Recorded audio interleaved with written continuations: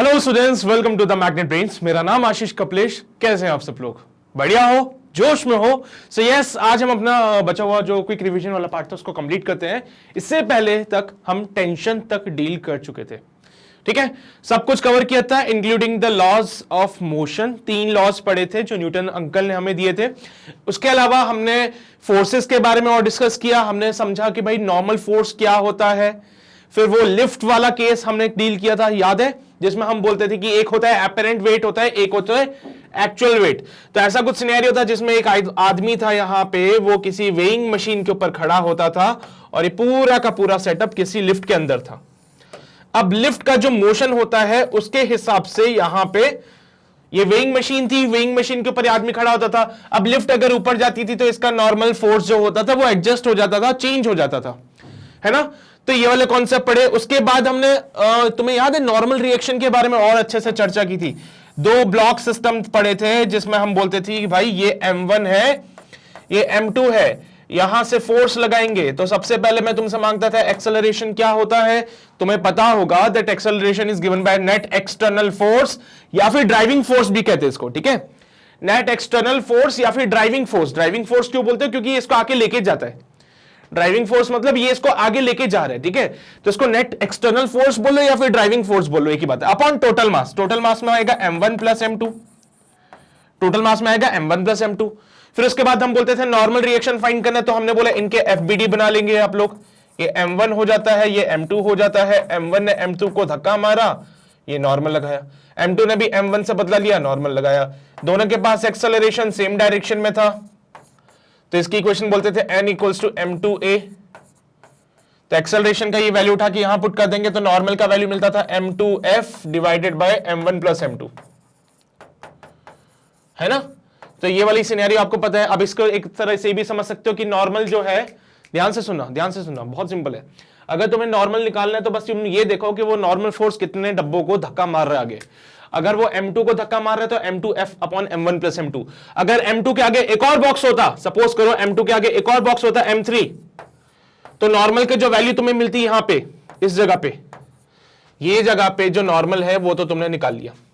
लेकिन सपोज करो 3 डब्बे होते तो यहां पे क्या करते, ये जो नॉर्मल की वैल्यू है वो थोड़ी सी चेंज हो जाती। अब नॉर्मल की जो वैल्यू आप लोग लिखते 3 बॉक्स सिस्टम के लिए, वो होता that n is equals to M2 plus M3 into acceleration, acceleration f upon M1 plus M2 plus M3। और अगर यहां पे n डैश तुम्हें फाइंड करना होता तो क्या बोलते हैं, तुम ये देखो कि नॉर्मल कितने डब्बों को धक्का मार रहा आगे। एक M3 को आगे पुश कर रहा था तो M3 into a, written as M3 f divided by M1 plus M2 plus M3। तो ये वाली सिनेरियो पढ़ लिया। इसके बाद हमने टेंशन के बारे में समझा था। टेंशन क्या होता है, हमने बताया कि कोई भी रस्सी जो होती है, कोई भी जो स्ट्रिंग होती है, उसके अंदर लगता है इंटरमॉलिक्यूलर फोर्स। ये इंटरमॉलिक्यूलर फोर्स तभी एक्टिव होगा जब इस रस्सी को आप पकड़ के टाइट कर दोगे, यानी कि अगर आप इसका स्ट्रेचिंग करते हो, अगर आप इसकी स्ट्रेचिंग करते हो, देन ओनली यहां पे क्या होगा, इसके अंदर टेंशन जनरेट होगा। अगर इस रस्सी के अंदर जरा सा भी स्लैग आता है तो दैट मींस यहां पे टेंशन का वैल्यू 0 हो जाएगा, यानी कि ये रस्सी लूज नहीं होनी चाहिए, ठीक है। तो टेंशन की सिनेरियो क्या था कि टेंशन हमेशा लगता है away from the point of contact. मान लीजिए यहां पे कोई बॉक्स है हैविंग सम मास m, और यहां से पकड़ के आप इसको यहां पे फोर्स लगा रहे हो 20 न्यूटन का, ठीक है। तो क्या बोलते हैं कि जो टेंशन का सिनेरियो है वो पहली बात तो away from the point of contact होगा। तो away from the point of contact यहां बन गया, away from the point of contact यहां बन गया। अब जब आप टेंशन को समझने जाते हो तो रस्सी की कुछ कंडीशन समझ लेना जो थ्रू आउट द फिजिक्स हम कंसीडर करते हुए चलते हैं। पहले ही कंडीशन आती है कि जो स्ट्रिंग है हम उसको अज्यूम करेंगे।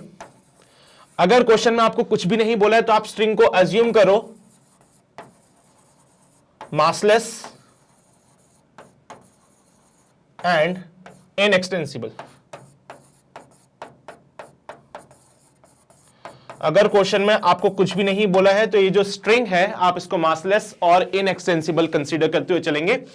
अगर ये रस्सी मासलेस है तो through out the string tension का वैल्यू सेम रहेगा। अगर ये स्ट्रिंग जो है मासलेस है so through out the string tension same रहता है, यानी कि जो टेंशन का वैल्यू यहां पे होगा वही टेंशन का वैल्यू यहां पे होगा। दूसरा पॉइंट क्या बोला था, अगर force, if force is directly applied to the string, if force is directly applied to the string, अगर कोई भी फोर्स डायरेक्टली स्ट्रिंग पे लगा दिया जाए तो उस केस में जो टेंशन होगा that will be equal to the applied force.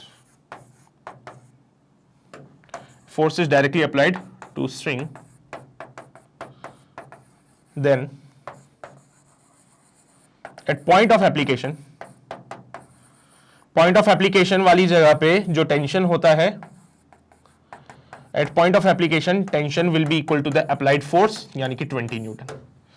जहां पे फोर्स लगाया है उस जगह पे टेंशन का वैल्यू 20 न्यूटन हो जाएगा, यानी कि अप्लाइड फोर्स के बराबर. और क्योंकि अगर ये रस्सी मासलेस है सो थ्रू आउट स्ट्रिंग में जो टेंशन होगा वो 20 न्यूटन होगा, भले वो कहीं पे भी आप कंसीडर करते हो चले इसको. तो ये कुछ बातें थी हमने जो डील की थी हमारे लास्ट लेक्चर में. इसी को थोड़ा सा और आगे एक्सटेंड करेंगे एंड देखते हैं कुछ और नए केसेस इससे स्ट्रिंग से रिलेटेड. यहां पे एक नया केस में इंट्रोड्यूस करने जा रहा हूं, it's all about the pulley system. Pulley होती क्या है आओ दिखाते हैं तुम लोगों को. अगर आपने देखा होगा तो pulley is something like this. देखा है तुमने, अक्सर आप लोगों ने ये चीज देखी होगी गांव में, जब आप देखते हो कुएं के ऊपर एक ऐसी चक्की लगाई होती है. ठीक है, अगर इसको नॉर्मल लैंग्वेज में बोले तो इट्स लाइक अ चक्की, और अगर हम साइंटिफिक लैंग्वेज में बोलते हैं तो इट्स अ पुली थिंग, है ना. सो पुली है ये. इस पुली का काम क्या होता है कि ये जो टेंशन यहां पे लग रहा है उसकी डायरेक्शन को चेंज करता है. ठीक है, सो दिस इज द पुली. ये पुली होती है और इस पुली का काम क्या है कि जो डायरेक्शन ऑफ टेंशन है उसको चेंज कर देता है. As see you can see here कि इस बच्चे ने ये ब्लॉक उठा रहा है. अब ये बच्चा अगर इस ब्लॉक को उठाता है so definitely this boy will apply some force to pull the string. ये लड़का इस स्ट्रिंग को पुल करने के लिए कुछ फोर्स लगाएगा. At the point of application I must say the tension will be away from the point of contact. Tension जो होता है away from the point of contact होता है. ठीक है, अब अगर हम बात करें सो टेंशन की जो वैल्यू हम कंसीडर करते हैं, हम बोलते हैं कि अगर स्ट्रिंग हमारे पास इनएक्सटेंसिबल है तो at each and every point the tension remains the same. At each and every point tension हमारे पास सेम रहता है अगर ये रस्सी इनएक्सटेंसिबल है. So yes this string is inextensible, तो यहां पे टेंशन टी ऐसे आ जाएगा away from the point of contact. यहां पे टेंशन टी ऐसे आ जाएगा away from the point of contact, और यहां पे टेंशन टी ऐसे आ जाएगा away from the point of contact. तो आप देख सकते हो यहां पे पुली की वजह से टेंशन का डायरेक्शन चेंज हो गया है. आप लोग फोर्स कैसे लगा रहे थे इसको पुल करने के लिए, इस डायरेक्शन में हमने फोर्स लगाया एंड लेट्स से यहां पे at this particular point force is directly applied to the string. यहां पे हम क्या कर रहे हैं, इस रस्सी पे डायरेक्टली फोर्स लगा रहे हैं. तो मैं कह सकता हूं that T will be equals to F. T will be equals to F, क्योंकि जितना फोर्स आप लगाओगे वही टेंशन होगा रस्सी में. Since the string which we are considering is a massless, मैंने क्या बोला, जब तक क्वेश्चन में नहीं बोला होगा आप रस्सी को massless कंसीडर करेंगे. So ये जो रस्सी आपके पास में है ये massless है. massless होने की वजह से through out the string tension will be same, और अगर टेंशन सेम है तो यहां पे भी जो होगा टेंशन का वैल्यू वो F के बराबर होगा. यानी कि अगर आपने इस रस्सी को 10 न्यूटन से खींचा तो यहां पे 10 न्यूटन का फोर्स लग जाएगा. तो आप देख रहे हैं कि आप फोर्स इधर लगा रहे हो, फोर्स इधर लगा रहे हो, ब्लॉक ऊपर उठ रहा है, यानी कि जो आप फोर्स इस डायरेक्शन में लगा रहे हो उसका इफेक्ट वो वर्टिकल डायरेक्शन में दिखा रहा है. अब ये ऐसा इसलिए हो क्योंकि आपने पुली का यूज किया था. सो बेसिकली जो पुली हम यूज करेंगे इसका टास्क क्या है, ये सिर्फ फोर्स की डायरेक्शन को चेंज करेगा, जो टेंशन इस स्ट्रिंग में लग रहा है उसकी डायरेक्शन को चेंज करेगा. ओके, क्लियर है ये सारी बातें, कोई समस्या तो नहीं इसमें? आ जाओ और अच्छे से डिटेल में समझते हैं इसके बारे में. सो पुली समथिंग लाइक दिस. अब तो ये तुमने देखा होगा, ठीक है, ये गांव में तुम्हें दिख जाएगा. एंड एक आइडियल पुली जो हम कंसीडर करते हैं उसको हम मासलेस कंसीडर करेंगे, फ्रिक्शनलेस कंसीडर करेंगे. हम कहना चाहते हैं कि जो पुली हमारे पास में है उसका कोई मास नहीं होना चाहिए. ये पुली जो है वो मासलेस होनी चाहिए. आइडियल की बात इसलिए बोल रहा हूं क्योंकि रियलिटी में ऐसी कोई पुली एग्जिस्ट नहीं करती जिसका कुछ मास ना हो. रियलिटी में ऐसी कोई भी पुली एग्जिस्ट नहीं करती जिसका कुछ मास ना हो. हर पुली के पास कुछ ना कुछ मास जरूर होगा. And the second thing is जो मैं कंसीडर करना चाहता हूं वो है फ्रिक्शनलेस होनी चाहिए. वो अगेन द सेम सिनेरियो कि जो हर कोई पुली होती है उसके पास कुछ ना कुछ फ्रिक्शन जरूर होता है. What is friction? फ्रिक्शन के बारे में अभी हम अपकमिंग चैप्टर्स में पढ़ेंगे, जिसके बारे में हम आपको बताएंगे कि एक टाइप का रेजिस्टिव फोर्स है ये भी, जो रिलेटिव मोशन को अपोज करता है. ठीक है, तो हम क्या कहना चाहते हैं कि जो पुली है वो मासलेस होना चाहिए और फ्रिक्शनलेस होना चाहिए. मासलेस होने की और फ्रिक्शनलेस होने की वजह से टेंशन पे इसका कोई इफेक्ट नहीं होता है. ओके, तो जो पुली होगी वो मासलेस होनी चाहिए और वो फ्रिक्शनलेस होनी चाहिए. ये सारी बातें हम डिफाइन करते हैं आइडियल पुली के लिए. क्योंकि असल में ऐसी कोई भी पुली एग्जिस्ट नहीं करती है। सारी बातें हम डिफाइन करेंगे for the ideal pulley, because in reality ऐसी कोई पुली एग्जिस्ट नहीं करती है जिसका कोई मास ना हो और जिसमें कोई फ्रिक्शन ना हो। तो पुली जो हम कंसीडर करते हैं, it should be massless and frictionless. The only function of pulley is to change the direction of force in the string but not the tension. जो पुली का काम है वो सिर्फ इतना है कि वो डायरेक्शन ऑफ फोर्स को चेंज करती है, टेंशन को कभी चेंज नहीं करेगी। टेंशन को चेंज क्यों नहीं करेगी? क्योंकि आपने अज्यूम किया है पुली को आइडियल, और आइडियल पुली के पास ना तो कोई मास है ना ही कोई फ्रिक्शन है। ठीक है, तो पुली की वजह से कभी टेंशन को चेंज मत करना, पुली की वजह से कभी टेंशन को चेंज मत करना, और बस मेक श्योर कि पुली जो है टेंशन के डायरेक्शन को चेंज करती है। यहां पे देखा तुमने, जो टेंशन था वो ऐसे लग रहा था, जस्ट बिकॉज ऑफ द पुली अब टेंशन का डायरेक्शन चेंज हो गया है और it comes out like this. जो टेंशन पहले ऐसे लग रहा था अब वो ऐसे वर्टिकली लग रहा है। सो सिर्फ इतना सा टास्क है पुली का, right? So this is all about the पुली। अब इसके बाद हम पुली से रिलेटेड कुछ केसेस को डील करेंगे। आओ देखते हैं वो केसेस क्या है। वन बाय वन उनको कवर करते हुए चलेंगे। सबसे पहला केस मैं तुम्हें कवर करवा देता हूं, उसके बाद अगला केस तुम खुद से सॉल्व करना। पहला केस हमारे पास आता है जिसमें हमने कंसीडर किया है दो ब्लॉक्स है having the mass of m1 and m2। ये हमारे पास पुली है, और पुली के लिए हमने सिंपल सिनेरियो कंसीडर किया है कि पुली जो होगी वो मासलेस होगी और फ्रिक्शनलेस होगी, यानी कि मैं इसको आइडियल पुली कंसीडर करता हूं। अब टेंशन की अगर हम बात करें, टेंशन की अगर हम बात करें तो क्या डायरेक्शन हो सकता है? Away from the point of contact यहां पे बनाएंगे tension, away from the point of contact यहां पे बनेगा टेंशन।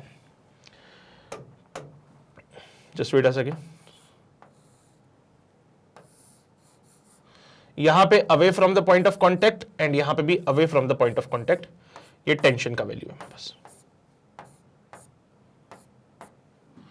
ठीक है, तो टेंशन भी हमने डिफाइन कर दिया। बोला गया अगर दोनों मासेस हमारे पास इक्वल है, अगर दोनों मासेस हमारे पास इक्वल है यानी कि m1 और m2 दोनों बराबर हैं, तो क्या होगा? तो सबसे पहली बात हम बनाते हैं इनका फ्री बॉडी डायग्राम। तो m1 को यहां पे बना लीजिए। मैंने लास्ट लेक्चर में तुमसे कहा था कि अगर कोई भी क्वेश्चन आता है सो मेक श्योर आपको सबसे पहले उसका फ्री बॉडी डायग्राम बनाना है। m1 का अगर मैं फ्री बॉडी डायग्राम बनाऊं, सो this will be your m1g, this is the value of tension T। m2 की बात करें, सो this is the value of m2g, and this is the value of tension T। तो यहां से अगर आपसे कोई एक्सेलरेशन पूछता है तो आप एक्सेलरेशन की वैल्यू कितनी डिफाइन करेंगे? एक्सेलरेशन हो जाएगा 0, just because of the reason दोनों ब्लॉक्स यहां पे सेम मास के हैं, तो यहां पे कोई भी आपको ड्राइविंग फोर्स नहीं मिलेगा। m1g और m2g दोनों यहां पे इक्वल है, m1g और m2g दोनों बराबर है, यानी कि जितना फोर्स ये नीचे लगाते हैं उतना फोर्स इस पे भी नीचे लगेगा, और इसी की वजह से यहां पे कोई भी इनका मोशन नहीं होगा, किसी भी ब्लॉक्स का मोशन नहीं होगा, बिकॉज दोनों पे इक्वल फोर्सेस लग रहे। So I can say here the acceleration is 0 है and the tension comes out be nothing but m1g बोल लीजिए, या फिर आप इसको m2g बोल दीजिए, एक ही बात है, because both the masses are equal. तो पहला सिनेरियो तो हमारा क्लियर हो गया जिसमें दोनों मासेस इक्वल थे। ठीक है, अब अगर तुम्हें थोड़ा सा सेटिस्फेक्शन के लिए just for the acceleration equals to 0 अगर ये चाहिए, so I can simply say let us consider कि एक्सेलरेशन इसका यहां पे है, एक्सेलरेशन इसका यहां पे, मान लीजिए, मानने में क्या जाता है हमारा, है ना? जस्ट मैं दिखा रहा हूं एक्सेलरेशन 0 क्यों है, मानने में क्या जाता है। So this can be written as t minus m1g is equals to m1a। इसकी इक्वेशन लिखेंगे तो m2g minus t is equals to m2a। जब यहां पे हम दोनों इक्वेशंस को ऐड ऑन करेंगे तो दोनों इक्वेशन को ऐड करके जो हमें मिलता है वो होता है t minus m1g plus m2g minus t is equals to m1a plus m2a। t से t कैंसल आउट हो जाएगा यहां पे, because plus t and minus t got cancel out. Minus m1g plus m2g, मैंने बोला m1g और m2g बराबर है, सो माइनस का m1g भी प्लस के m2g से कैंसल आउट हो जाएगा, and finally we got the value of acceleration to be 0। Clear है ये वाले पार्ट, इसको नोट कर लीजिए। फिर नेक्स्ट केस आएगा जिसमें एक मास बड़ा होगा और एक मास छोटा होगा, वहां पे एक्सेलरेशन एग्जिस्टेंस में आता है। सो आइए उसको भी डील कर लेते हैं। ये वाला नोट कर लिया आपने सभी ने? पक्का? बढ़े आगे? ओके, सो आगे बढ़ते हैं हम लोग, केस नंबर 2 पे आते हैं। केस नंबर 2 हमसे कहता है कि अगर सपोज कीजिए सेम सिनेरियो है जिसमें m1 बड़ा है m2 से, तो एक तरफ मैं बनाऊंगा m1, एक तरफ मैं बनाऊंगा m2 और कहूंगा m1 is greater then m2। So suppose this will be your m2 and this will be your m1, and the scenario says that m1 is greater then m2। तो यहां पे जो फोर्सेस लगेंगे सबसे पहले तो हम उनके बारे में डिस्कस कर लेते हैं। इनका सभी का अगर एक फ्री बॉडी डायग्राम बनाया जाए, सो फ्री बॉडी डायग्राम बनाते हैं। m1 के ऊपर फोर्स लगता है एक m1g acting in the downward direction. Tension T act करेगा इधर की तरफ away from the point of contact. m2 के ऊपर फोर्स लगेगा force of gravity written as m2g। Tension लगेगा T away from the point of contact. Since ये जो रस्सी हमारे पास है, जो स्ट्रिंग हमारे पास में है, वो मासलेस है, दैट्स वाई हर एक पॉइंट पे टेंशन का वैल्यू सेम है। तो जितना टेंशन यहां पे होगा उतना ही टेंशन यहां पे होगा। जैसे ही स्ट्रिंग चेंज हो जाती है टेंशन भी चेंज हो जाएगा। ओके, सो टेंशन सेम है। But now we know the scenario कि अगर m1 ग्रेटर देन m2 है और जैसे मैं सिस्टम को रिलीज करता हूं, सो दिस विल गो डाउनवर्ड। ये नीचे जाएगा और ये ऊपर जाएगा। Okay, so now this is the scenario. और यहां पे आप देख सकते हो कि जो पुली है वो फिक्स्ड है हमारे पास, है ना। जो पुली है हमारे पास वो फिक्स्ड है। इस पूरे सिस्टम को एटवुड मशीन भी कहते हैं। ओके, तो ये जो पूरा सिस्टम आपको अगर ऐसा दिखता है जिसमें एक मास बड़ा है एक मास छोटा है, तो उसकी वजह से क्या होगा, एक मास नीचे जाएगा एक मास ऊपर जाएगा। आपने इसको सिस्टम से जो पहले आपने क्या किया, इसको सिस्टम को रिलीज किया है। जैसे आपने रिलीज करा तो ये नीचे जाएगा ये ऊपर जाएगा। पुली हमारी फिक्स रहेगी बिकॉज वो फिक्स्ड वॉल से अटैच्ड है। इस पूरे सिस्टम को हम एटवुड मशीन भी कहते हैं। So this can be also written as Atwood machine. तो कभी एटवुड मशीन क्वेश्चन में दिख जाए, सो डोंट गेट कंफ्यूज्ड, ये वही है। नाउ अगर इनके एफबीडी हम बना चुके हैं, सो let us right the equation. सबसे पहले मैंने बोला जिस तरफ मोशन होता है उस साइड की वो वाली साइड आप पॉजिटिव कंसीडर कर सकते हैं। m1 का मोशन नीचे की तरफ हो रहा है, m1 का मोशन नीचे की तरफ हो रहा है, तो m1 के लिए हम नीचे वाली साइड को पॉजिटिव लेते हैं।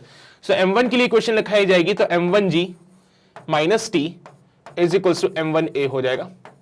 m2 का मोशन ऊपर की तरफ हो रहा है और मैंने बोला जिस तरफ मोशन हो रहा है वो वाली साइड पॉजिटिव ले लीजिए। तो m2 के लिए मैं ऊपर वाली साइड को पॉजिटिव लूंगा, नीचे वाली साइड को नेगेटिव लूंगा। So t minus m2g is equals to m2a। जब मैं दोनों इक्वेशंस को ऐड ऑन कर लेता हूं यहां पे, सो यहां पे दोनों इक्वेशंस को ऐड कर लेते हैं। So we got the equation that m1g minus T plus T minus m2g is equals to, यहां पे a कॉमन ले लीजिए, m1 प्लस m2a हो जाएगा। So t to t get cancel out and यहां पे जो इक्वेशन बनती है m1 minus m2 g is equals to m1 plus m2 into a। Let us solve it again। तो यहां पे जो एक्सेलरेशन मिलेगा it comes out be m1 minus m2 g divided by m1 plus m2। That's it, बस इतना सा काफी है। And this is the value of acceleration. अब आप इसको भी शॉर्ट ट्रिक से देख सकते हैं। अब देखिए यहां पे पहली बात तो एक्सटर्नल फोर्सेस कौन से हैं, या फिर मैं बोलूं तो ड्राइविंग फोर्सेस कौन कौन से हैं। एक्सटर्नल फोर्स मुझे m1g और m2g दिख रहे हैं बिकॉज टेंशन जो है इंटरमोलिकुलर फोर्स है, वो अंदर की बातें हैं। Okay, and now if the tension is अंदर की बातें तो हम टेंशन को कंसीडर नहीं करेंगे। एक्सटर्नल फोर्सेस में देखिए एक है m1g एक है m2g। अब बड़ा कौन है इसमें से, m1g बड़ा है, यानी कि m1g जो है वो ड्राइविंग फोर्स हो जाएगा जो कि इसको आगे की तरफ लेके जा रहा है। सो यहां पे एक्सटर्नल फोर्स की बात करें बॉक्सेस के ऊपर, एक्सटर्नल फोर्स की बात करें बॉक्सेस के ऊपर, तो ये वाला जो है ड्राइव कर रहा है यानी कि नीचे की तरफ लेके जा रहा है। This can be written as m1g minus m2g। क्या ये नेट एक्सटर्नल फोर्स रहेगा? अगर ये नीचे जा रहा है, अब दोनों को कंसीडर कीजिए, दोनों को कंसीडर कीजिए। ये m1g एक्टिंग डाउनवर्ड, ये नीचे की तरफ लेके जाएगा सिस्टम को, यानी कि जो m1g है वो m1 को नीचे लेके जाएगा जिसकी वजह से m2 ऊपर आएगा।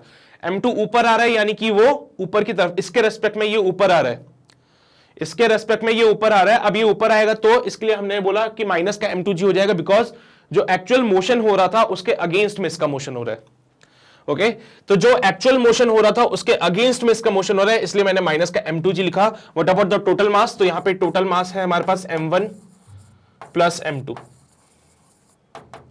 m1 plus m2। So acceleration क्या बोलते हैं हमसे? नेट एक्सटर्नल फोर्स आपको फाइंड करना है यहां पे, net external force divided by total mass.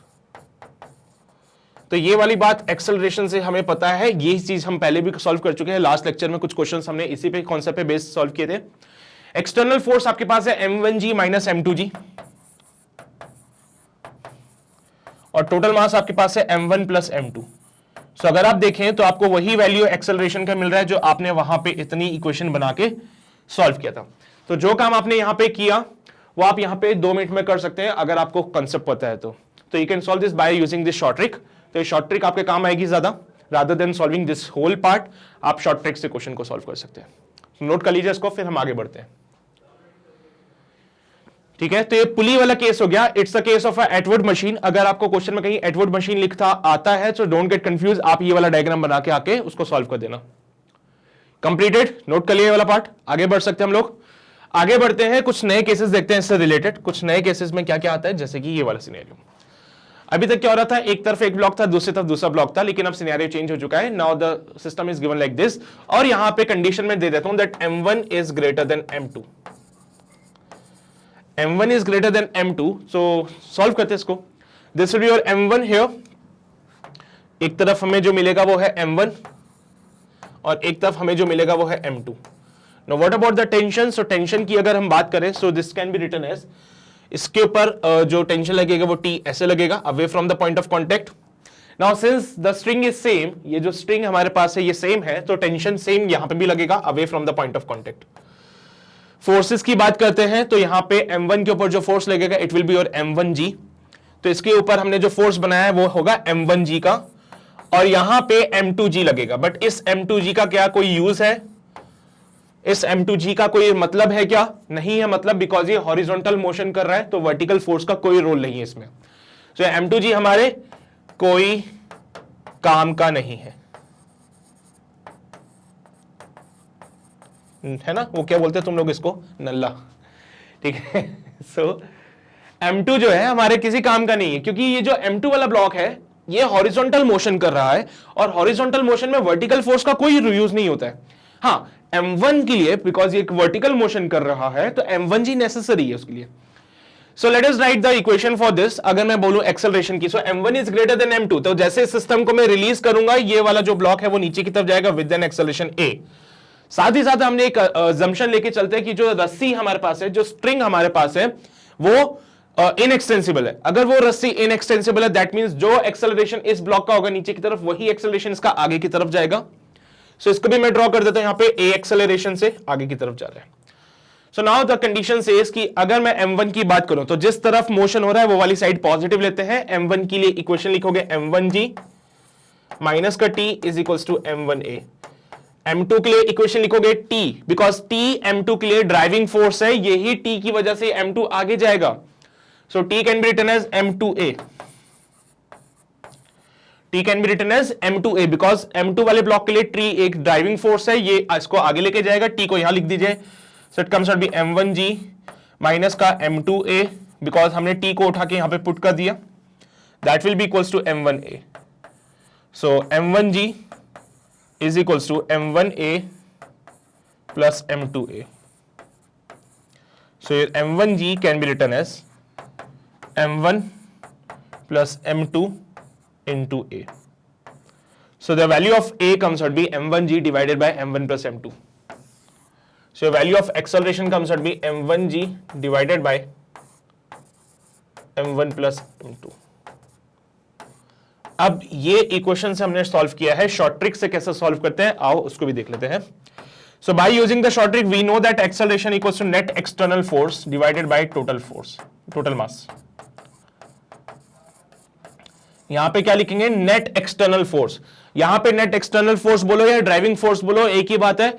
यहां पे पूरे सिस्टम को मोशन कौन प्रोवाइड करा रहा है, इस पूरे ब्लॉक के सिस्टम को मोशन कौन प्रोवाइड करा रहा है, वो है m1g। जो पूरे सिस्टम को मोशन प्रोवाइड करा रहा है वो है m1g। टोटल मास है m1 प्लस m2, तो यहां पे लिखेंगे m1g divided by m1 plus m2। ये हमारे पास शॉर्ट ट्रिक हो गई, सिंपल कॉन्सेप्ट। नोट कर लीजिए इसको, नोट कर लीजिए इसको जल्दी से। समझ आ रहा है तुम लोगों को? सिंपल है ना, बहुत ज्यादा कुछ भी नहीं है इसमें। सो this is all about the case number 3। अब हम आगे बढ़ते हैं, अगले केस पे आते हैं। केस नंबर 4 हमसे क्या बोलते हैं, आओ देखते हैं। सो यहां पे अब इन दोनों ब्लॉक्स को एक वेज पे रखा है, ठीक है, इस टाइप ऑफ अ वेज। अब यहां पे दो वेजेस को मिला दिया है, ओके। अगर यहां पे एक ऐसा सिंगल सिनेरियो आपको दिखता है, so it will be a case of a single wedge. Just wait a second. अगर आपको यहां पे ऐसा कुछ दिखता है, सो ये सिनेरियो होता है एक सिंगल वेज का, ये बनता है एक सिंगल वेज। इसका कुछ एंगल होता है θ1, ये होता है वेज, और ऐसे दो वेज को हमने मिला दिया है और यहां पे एक ब्लॉक रखा है जिसका मास है m1, एक ब्लॉक रखा है जिसका मास है m2, और यहां पे पुली फिक्स्ड है। अभी तक आप जितने भी केसेस देख रहे हैं सब में जो पुली है वो फिक्स्ड है। जितने भी केसेस आपने देखे सब में पुली कैसी रहेगी, फिक्स्ड रहेगी। मैंने यहाँ पे बना दिए दो वेजेस और यहाँ पे बोला है ये θ1 एंगल ऑफ इंक्लिनेशन है, θ2 दूसरे वाले वेज का एंगल ऑफ इंक्लिनेशन है। m1 मास ये है, m2 मास ये है। Now the condition says that m1 is greater then m2। अगर मैं बोलता हूं m1 बड़ा है m2 से, so the condition says according to the condition इनके ऊपर फोर्सेस लगेंगे। तो मोस्ट इंपॉर्टेंट पार्ट इज कि अगर कोई ब्लॉक वेज के ऊपर है तो उसके ऊपर फोर्स कैसे लग सकते हैं, तो उसके बारे में हम डिस्कस कर लेते हैं। So suppose this is wedge number 1, उसके ऊपर कोई ब्लॉक रखा है m1। Now we know the better कि जो mg वाला फोर्स होता है it will act vertically downward, तो mg फोर्स यहां पे लग गया। इसका एंगल ऑफ इंक्लिनेशन अगर θ1 है सो डेफिनेटली यहां पे 90 होगा, this will be 90 minus θ1, 90 minus θ1। इस सरफेस के परपेंडिकुलर एक कंपोनेंट लीजिए, this whole part is your 90, so ये 90 minus theta, so this will comes out be theta. So यहां पे ये पार्ट हो जाएगा थीटा। सो कंपोनेंट यहां पे आता है m1g cos थीटा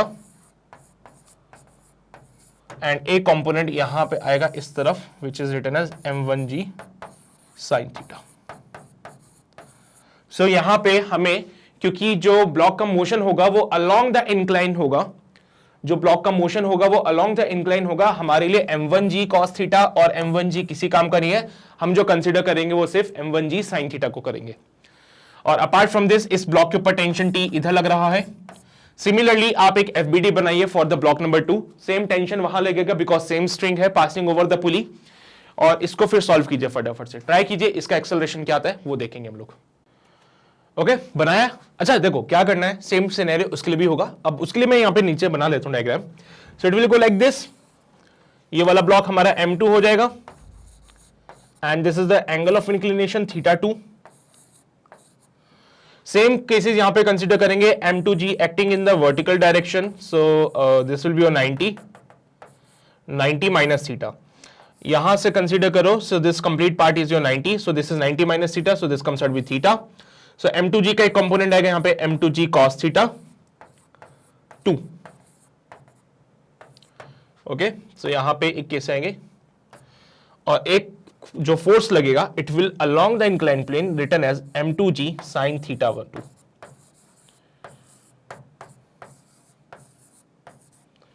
एक लग रहा है m2g cos थीटा 2, उधर की तरफ लग रहा है m2g sin थीटा 2।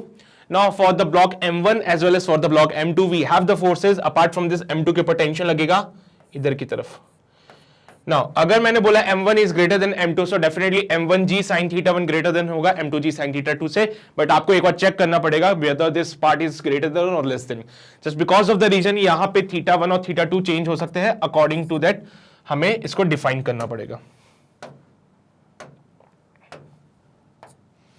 ओके, सो एक बार आप बस चेक कर लीजिएगा कि m1g sin theta 1 is greater than और m2g sin थीटा 2 बड़ा है। इन दोनों में से कौन सा फोर्स बड़ा है, उसी डायरेक्शन में ब्लॉक्स का मोशन होगा। अभी एक पर्टिकुलर सिनेरियो के लिए मैं अज्यूम कर लेता हूं कि जो हमारे बॉक्सेस का एक्सेलरेशन हो रहा है it will go like this, so definitely m2 जो वाला बॉक्स होगा वो it will go like that. So the condition says कि एक्सेलरेशन जो है हमारे पास इनका इस पर्टिकुलर डायरेक्शन में है and the equation can be written as, जिस तरफ मोशन होता है उस तरफ हम पॉजिटिव डायरेक्शन कंसीडर करते हैं। So this can be written as m1g sin theta 1 minus t is equals to m1a। जिस तरफ मोशन हो रहा है उस साइड को आप पॉजिटिव कंसीडर कर सकते हैं। यहां पे एक्सेलरेशन इधर जाएगा बिकॉज सेम स्ट्रिंग है तो एक्सेलरेशन का वैल्यू सेम रहेगा। So equation can be written as, उसके लिए भी लिख देते हैं t minus m2g sin theta 2 is equals to m2a। दोनों इक्वेशंस को ऐड ऑन कर लेते हैं। On adding the both equations we got the value that m1g sin theta 1 minus t plus t minus m2g sin theta 2 is equals to m1 plus m2 into a। So यहां से tension cancel out हो जाएगा taking out the value of g, तो m1 sin theta 1 जी लगा लेते हैं साथ में, minus m2 sine theta 2 G divided by m1 plus m2 is the value of acceleration.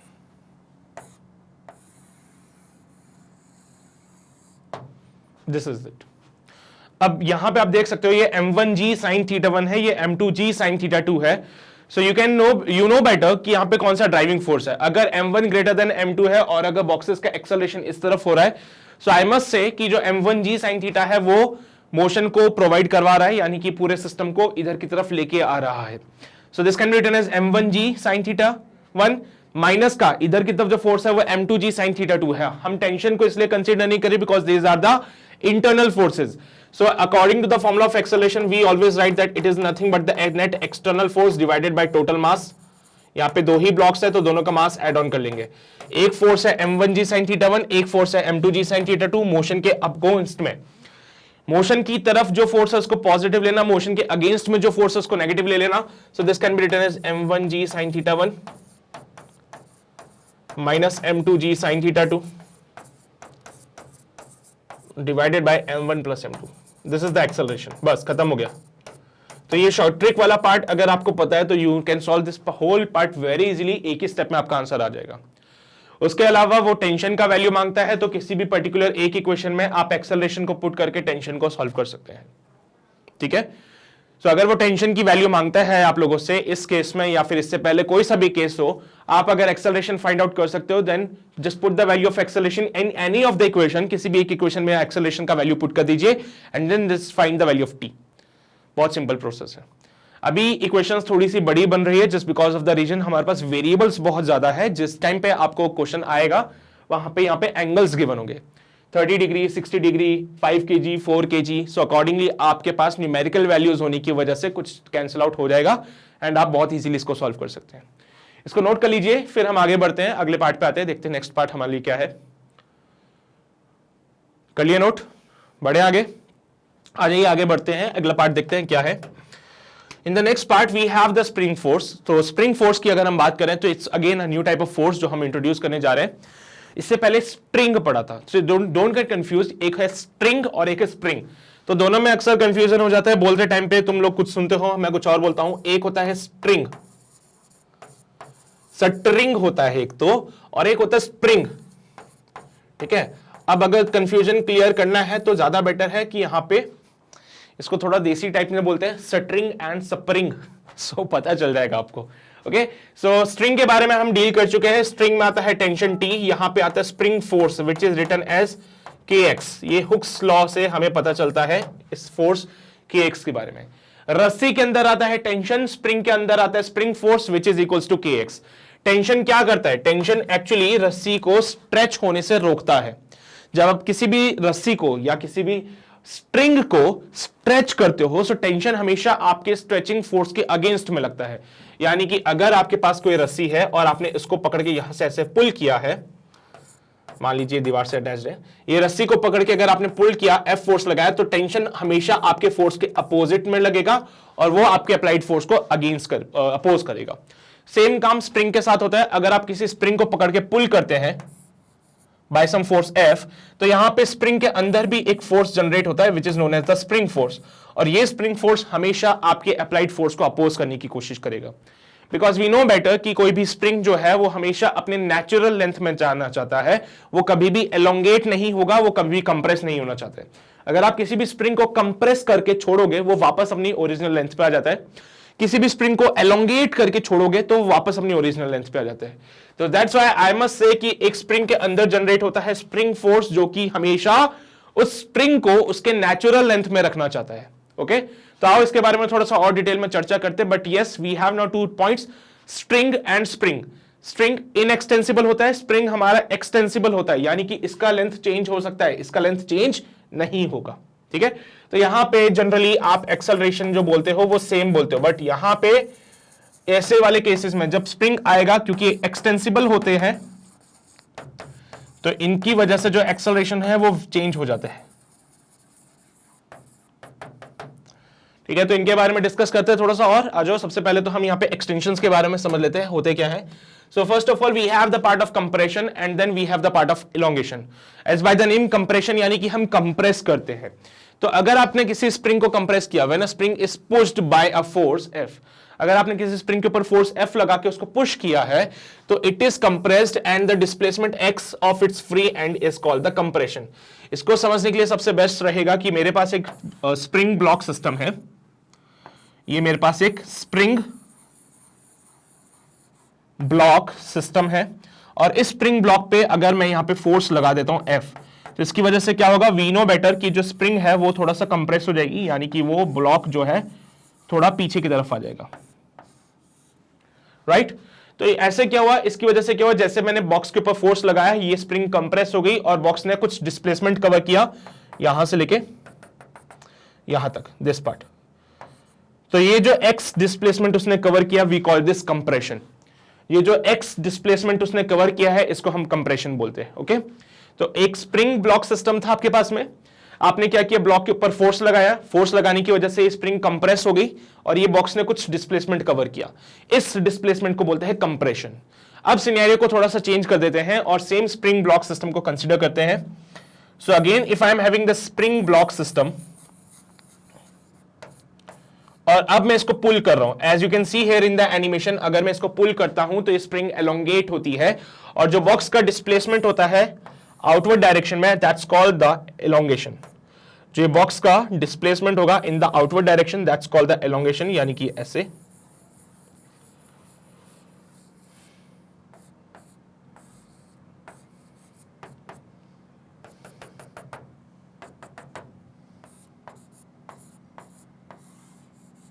इसको एलोंगेशन कहेंगे. ओके तो जब आप किसी भी स्प्रिंग को पुश करते हो तो वो स्प्रिंग कंप्रेस हो जाती है एंड ये ब्लॉक जो डिस्प्लेसमेंट कवर करता है दैट्स कॉल्ड द कंप्रेशन. अगर आप किसी स्प्रिंग को पुल करते हो तो वो एलोंगेट हो जाती है एंड जो डिस्प्लेसमेंट इस बॉक्स ने कवर किया है वो that's called the elongation. Elongation when a spring is pulled bye a force F it is elongated and the displacement X of its free and. Free and पे मैंने इस बार box लगा दिया है सो दैट आपको इजीली समझ आ जाए. Free and पे मैंने बॉक्स लगा दिया सो दैट इजीली क्लियर हो जाएगी चीजें. अब यहां से मैंने इसको आगे लेके गए सो उसने एक डिस्प्लेसमेंट कवर किया that's called the elongation. That's it. तो कंप्रेशन और एलोंगेशन की कहानी क्लियर है. कंप्रेशन क्या होता है, जो फ्री एंड डिस्प्लेसमेंट कवर करता है व्हाइल पुशिंग, एंड एलोंगेशन क्या है, the displacement covered by the free end while pulling. So एक तो पुशिंग के टाइम पे जो डिस्प्लेसमेंट होता है दैट्स कॉल्ड द कंप्रेशन और पुलिंग के टाइम पे जो डिस्प्लेसमेंट होता है फ्री एंड का दैट्स कॉल्ड द एलोंगेशन. तो इसको नोट कर लीजिए फिर हम आगे बढ़ते हैं. कंप्लीटेड. ओके अब स्प्रिंग में जब हम पढ़ते हैं तो we got a Hooke's law और हुक्स लॉ हमसे बताता है कि भाई ये जो स्प्रिंग है ना बेसिकली जो आप फोर्स लगा रहे हो उसका अपोज करता है, उसके अपोजिशन के लिए वो एक फोर्स लगाता है. तो according to this Hooke's law the force F varies linearly with X and act in a direction opposite to X. Therefore it is expressed as F equals to minus kx. This is all about the spring force. ये spring force की बात कर रहा है. Spring force हमेशा displacement के opposite direction में लगेगा. दैट्स वाई आपने माइनस का साइन लगाया है, यानी कि अगर आपके पास कोई स्प्रिंग है, सो let us consider this spring और ये एक ब्लॉक कनेक्टेड है इसके साथ में और इस ब्लॉक को मैं पुश कर रहा हूं, इस ब्लॉक को मैं पुश कर रहा हूं by applying some force capital F. अब कहा जाता है, अच्छा एक काम करो यहां पे F डैश लिख लो सो दैट आपको वो कंफ्यूजन F के साथ नहीं होगा. ये मैंने एक फोर्स F डैश लगाया जिसकी वजह से ये स्प्रिंग कंप्रेस हो जाती है. So after compressing this spring looks like this और ये बॉक्स यहां पे आ जाएगा. So as you can see here यहां पे क्या हुआ, डिस्प्लेसमेंट कवर किया बॉक्स ने इस डायरेक्शन में, बॉक्स ने डिस्प्लेसमेंट कवर किया इस डायरेक्शन में. अब जैसे बॉक्स इस डायरेक्शन में डिस्प्लेसमेंट कवर करता है ये स्प्रिंग से रहा नहीं गया और स्प्रिंग ने बदले में एक फोर्स लगा दिया. This is the force F. This force F is known as the spring force. इसको बोलेंगे हम लोग स्प्रिंग फोर्स और ये स्प्रिंग फोर्स जो होता है वो होता है proportional to minus x. This spring force is proportional to minus का x, यानी कि जितना ज्यादा डिस्प्लेसमेंट होगा उतना ज्यादा स्ट्रॉन्ग स्प्रिंग फोर्स होगा. एक स्प्रिंग जब नॉर्मल होती है आप उसको पहले कंप्रेस करो, इजीली कंप्रेस हो जाएगा, और कंप्रेस करो थोड़ा दिक्कत होगी, थोड़ा और कंप्रेस करो थोड़ा और जोर लगाना पड़ेगा आपको. जैसे जैसे वो स्प्रिंग कंप्रेस होती जा रही है आपको और ज्यादा कंप्रेशन करने के लिए ज्यादा फोर्स लगाना पड़ता है. Now this is the point कि जैसे जैसे ये डिस्प्लेसमेंट बढ़ता जाएगा ये स्प्रिंग फोर्स बढ़ता जाएगा और स्प्रिंग फोर्स बढ़ता जाएगा तो जो फोर्स आप लगा रहे थे आपको उसकी वैल्यू बढ़ाते जाना पड़ेगा, बढ़ाते जाना पड़ेगा। Got it? Same scenario applicable है एलोंगेशन के लिए, यानी कि अगर एक स्प्रिंग को आप एलोंगेट करते हो, बाहर की तरफ ऐसे पुल करते हो, तो स्टार्टिंग में तो इजीली हो जाता है, लेकिन जैसे जैसे आपका वो डिस्प्लेसमेंट बढ़ता जाता है आपको ज्यादा फोर्स लगाना पड़ता है उसको पुल करने के लिए। And it is all because of the spring force, क्योंकि ये जो स्प्रिंग फोर्स है it is proportional to minus का एक्स, डिस्प्लेसमेंट के हमेशा अगेंस्ट में लगेगा ये। ठीक है, इसी को हम रीस्टोरिंग फोर्स भी कहते हैं। ओके, इसको आप रीस्टोरिंग फोर्स भी कह सकते हो।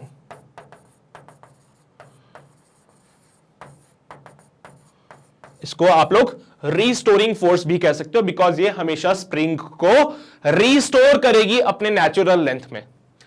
ओके, तो यहां पे प्रोपोर्शनलिटी साइन जब आप हटाते हैं so you will get the constant which is written as k, and k is actually known as the spring constant, जिसका वैल्यू हमें हमेशा गिवन होता है। स्प्रिंग कांस्टेंट जो है एक कांस्टेंट वैल्यू है जिसकी हमें क्वेश्चन में डाटा गिवन होता है, एंड ये अलग अलग स्प्रिंग के लिए अलग अलग वैल्यूज देता है। ठीक है, तो यहां पे नेगेटिव साइन हमें बस यही शो करता है that F is opposite to x. K जो होता है प्रोपोर्शनलिटी कांस्टेंट है जिसको कि स्प्रिंग कांस्टेंट भी कहते हैं और force constant of a spring भी कहते हैं।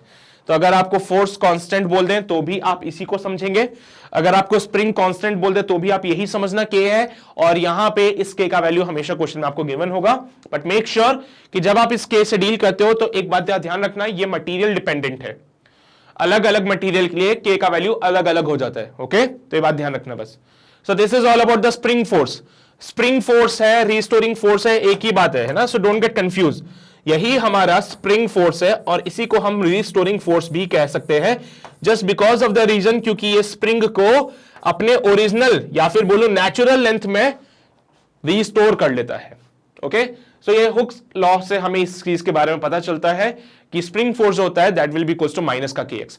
वेक्टर फॉर्म में लिखोगे तो माइनस का के एक्स लिखना, मैग्नीट्यूड लिखोगे तो के एक्स से काम चल जाएगा। ये वेक्टर रिप्रेजेंटेशन है उसका। ओके, तो वेक्टर फॉर्म में लिखोगे तो माइनस का साइन जरूर लगाना, लेकिन अगर मैग्नीट्यूड से डील करते हैं सो मैग्नीट्यूड से डील करते टाइम पे माइनस लगाने की कोई जरूरत नहीं है आपको, बिकॉज मैग्नीट्यूड है, स्केलर क्वांटिटीज होती है, बिना साइन के काम चल जाएगा आपका। नोट कर लीजिए इसको। समझ रहे हो ना ये सारी बातें? सिंपल है ना, बहुत ज्यादा, कोई भी ऐसा रॉकेट साइंस नहीं है यहाँ पे, है ना। Anyway, so let's move ahead, आगे बढ़ते हैं हम लोग, कुछ और बातें कर लेते हैं related to the topic. It's all about the pseudo force, most important part. Pseudo force के बारे में मैंने थोड़ा बहुत नॉलेज आपको चैप्टर 3 जब हम मोशंस के बारे में स्टडी कर रहे थे तो मैंने डिफाइन किया था, जब मैं आपको फ्रेम ऑफ रेफरेंस बता रहा था। तो याद करो, अगर तुम्हें पता हो तो एक क्वेश्चन आया था हमारे पास एक्सरसाइज के दौरान, जिसमें आई थिंक ऑब्जेक्टिव में आया था, है ना। हाँ, ऑब्जेक्टिव में क्वेश्चन आया था जिसके लिए मैंने तुम्हें सूडो फोर्स का कॉन्सेप्ट समझाया था। और सूडो फोर्स का सिंपल सा सिनेरियो ये है कि जब कभी भी आप एक किसी एक्सेलरेटिंग फ्रेम में होते हैं, अगर आप किसी एक्सेलरेटिंग फ्रेम में है, सो एट दैट टाइम आपको जो ऑब्जेक्ट्स हैं, जो बाहर ऑब्जेक्ट्स होते हैं, वो आपको मूव करते हुए दिखते हैं। दैट मीन्स अगर आप आगे की तरफ एक्सेलरेट कर रहे हैं तो आपको ये बॉक्स, ये जो पेड़ है, ये जो ट्री है, ये पीछे की तरफ एक्सेलरेट होता हुआ दिखेगा। लेकिन अगर आप ग्राउंड पे खड़े होकर इस पेड़ को देखते हैं तो आपके लिए ये रेस्ट पे है, क्योंकि आप एक ऐसे फ्रेम पे खड़े हो जो रेस्ट पे है। यानी कि किसी भी ऑब्जेक्ट का मोशन जो होगा या फिर जो ऑब्जेक्ट का जब मोशन डिफाइन करते हो, सो डिपेंड करता है कि आप कौन से फ्रेम में हो। क्या आपका फ्रेम एक्सेलरेटिंग है या फिर आपका फ्रेम रेस्ट पे है। अगर आप रेस्ट से किसी पेड़ को देखते हो तो आपको वो रेस्ट पे ही दिखेगा, लेकिन अगर आप किसी एक एक्सेलरेटिंग फ्रेम से किसी पेड़ को देखते हो तो आपको वो पीछे की तरफ एक्सेलरेट होता हुआ दिखता है। तो जो एक्सेलरेटिंग फ्रेम है, ये जो एक्सेलरेटिंग फ्रेम है, इसको बोलते हैं नॉन इनर्शियल फ्रेम। या तो बोलिए एक्सेलरेटिंग फ्रेम, या तो बोलिए एक्सेलरेटिंग फ्रेम, या फिर बोलिए नॉन इनर्शियल फ्रेम, एक ही बात है।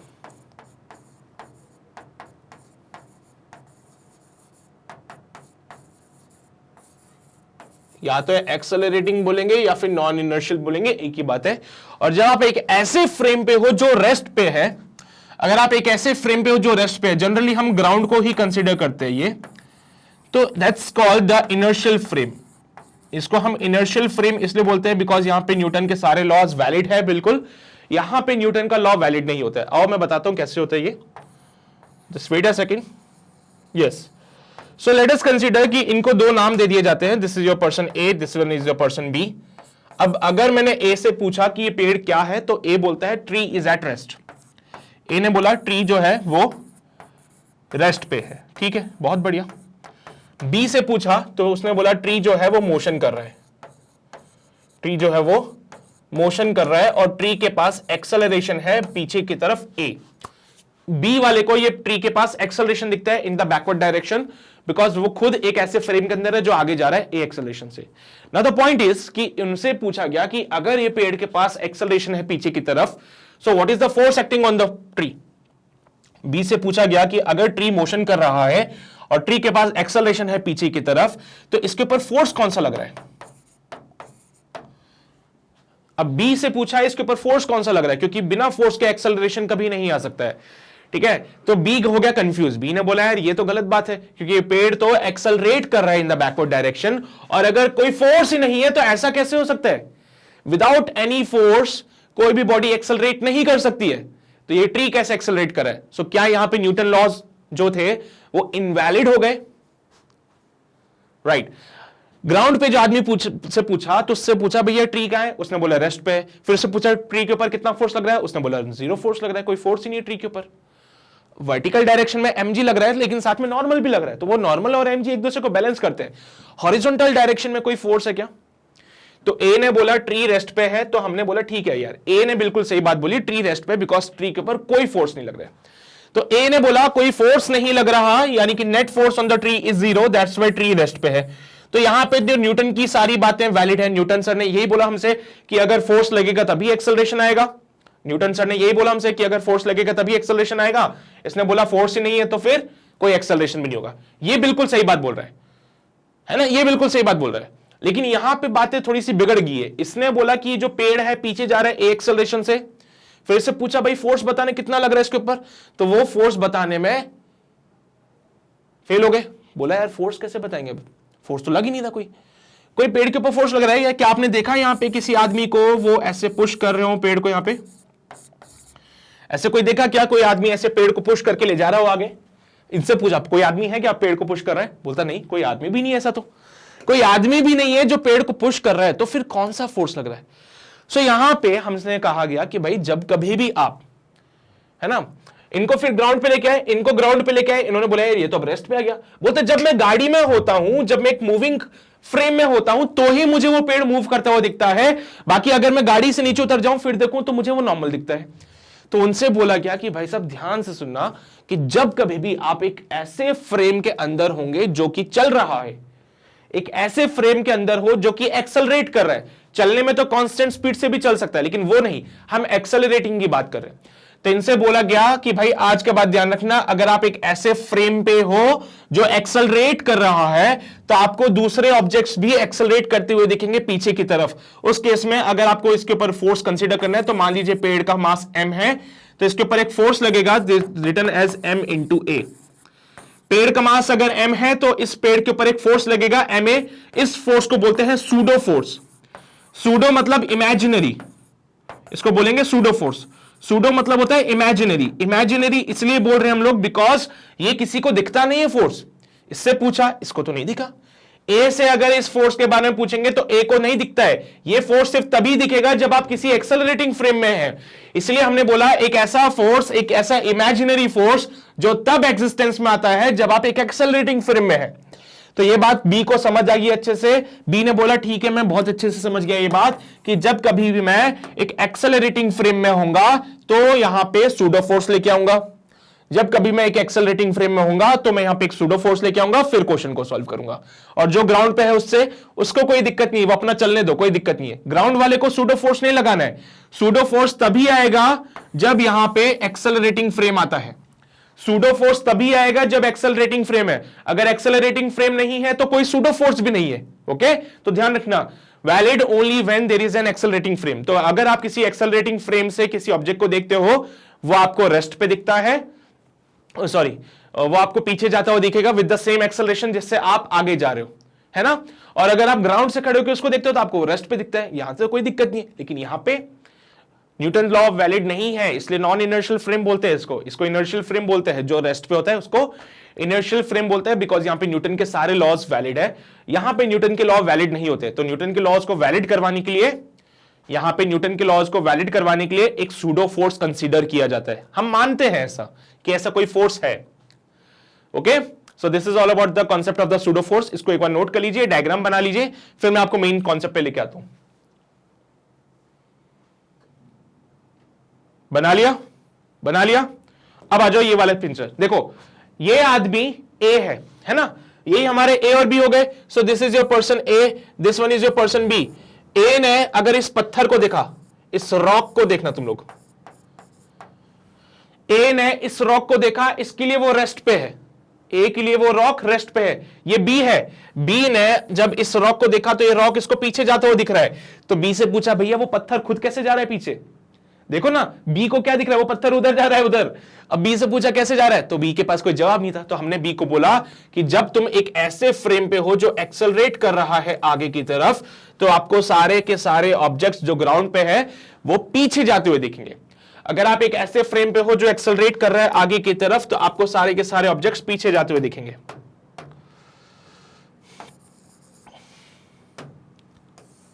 दिख नहीं रहा ना तुम लोगों को, अभी दिखा देता हूं। ये रॉक, ये बी वाला आगे जा रहा है ए एक्सेलरेशन से, ये ए वाला है जो रेस्ट पे है। ए वाला क्या है, रेस्ट पे, ये बी वाला, तो इसके लिए ये पत्थर पीछे जाता हुआ दिखेगा इसको। ठीक है, समझ के बात को। तो वही कहानी है, it is an imaginary force used to explain the motion of an object in non inertial frame. Non inertial frame कौन सा है, जो एक्सेलरेट कर रहा है। नॉन इनर्शियल फ्रेम कौन सा है, जो एक्सेलरेट कर रहा है। तो एक इमेजिनरी फोर्स है जिसका यूज करते हैं मोशन को एक्सप्लेन करने के लिए in non inertial frame. This force always work in the direction opposite to that of acceleration of frame of reference. यानी कि जो फ्रेम ऑफ रेफरेंस का एक्सेलरेशन है, ये सूडो फोर्स हमेशा उसके अपोजिट डायरेक्शन में होगा। यानी कि अगर यहां पे एक्सेलरेशन ये है, तो इसके लिए ये पत्थर के पास एक्सेलरेशन यहां पे आएगा। ठीक है, इसका तुम देख रहे हो, इसका एक्सेलरेशन आगे की तरफ हो रहा है, इसका एक्सेलरेशन आगे हो रहा है, तो उसके लिए उसका एक्सेलरेशन पत्थर का पीछे की तरफ चला जाएगा। ठीक है, तो ये वाली पार्ट है, बस इतना सा है जो तुम्हें समझाना चाहता हूं मैं। आई थिंक तुम्हें समझ आ रहा है। ठीक है, and the magnitude is equal to the product of the mass of that stone. इस पत्थर का जो भी मास होगा m, और यहां पे इसका जो एक्सेलरेशन है, जितने एक्सेलरेशन से तुम आगे जा रहे हो उतने एक्सेलरेशन से पीछे जाएगा। तो इस पत्थर के ऊपर एक सूडो फोर्स लगेगा, and the pseudo force is given as, इस पत्थर पे एक सूडो फोर्स लगेगा which is given as mass of the stone into acceleration.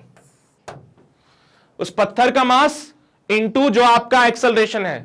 ठीक है, and the acceleration of the non inertial frame. आपका एक्सेलरेशन किसका कंसीडर करेंगे, नॉन इनर्शियल फ्रेम वाले का एक्सेलरेशन कंसीडर करेंगे। गॉट इट, इसको नोट कर लीजिए, फिर आगे बढ़ते हैं। ठीक है, कर लिया नोट, बढ़े आगे, बहुत बढ़िया। सो सूडो फोर्स का कॉन्सेप्ट क्लियर हुआ। सूडो फोर्स एग्जिस्टेंस में तभी आएगा जब आप एक नॉन एक्सेलरेटिंग एक एक्सेलरेटिंग फ्रेम में आते हैं। तो ठीक है, मैंने उल्टा लिख दिया था क्या, यहां पे उल्टा लिख दिया, नहीं एक्सेलरेटिंग है, हाँ ठीक है। ये एक्सेलरेटिंग फ्रेम है, नॉन इनर्शियल कहलाता है। ये क्या है, नॉन एक्सेलरेटिंग फ्रेम, जिसको इनर्शियल कहते हैं। राइट, चलिए भाई, बहुत बढ़िया। अब आगे बढ़ते हैं, अगले पार्ट पे आते हैं, and let's see the concept of the equilibrium. जब कभी भी इक्विलिब्रियम आ जाए तो समझ जाओ नेट फोर्स को जीरो करना है।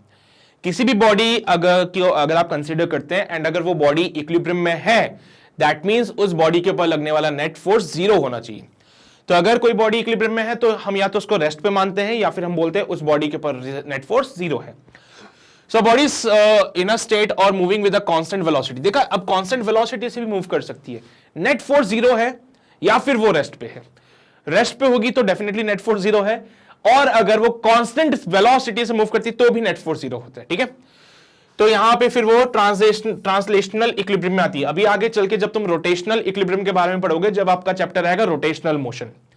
अभी क्योंकि वन डायमेंशनल मोशंस ही हो रहे थे ज्यादातर, एक स्ट्रेट लाइन में ही कोई भी ऑब्जेक्ट चलता है, दैट्स व्हाई यहां पे जो डीलिंग हो रही है वो ट्रांसलेशनल इक्विलिब्रियम की हो रही है।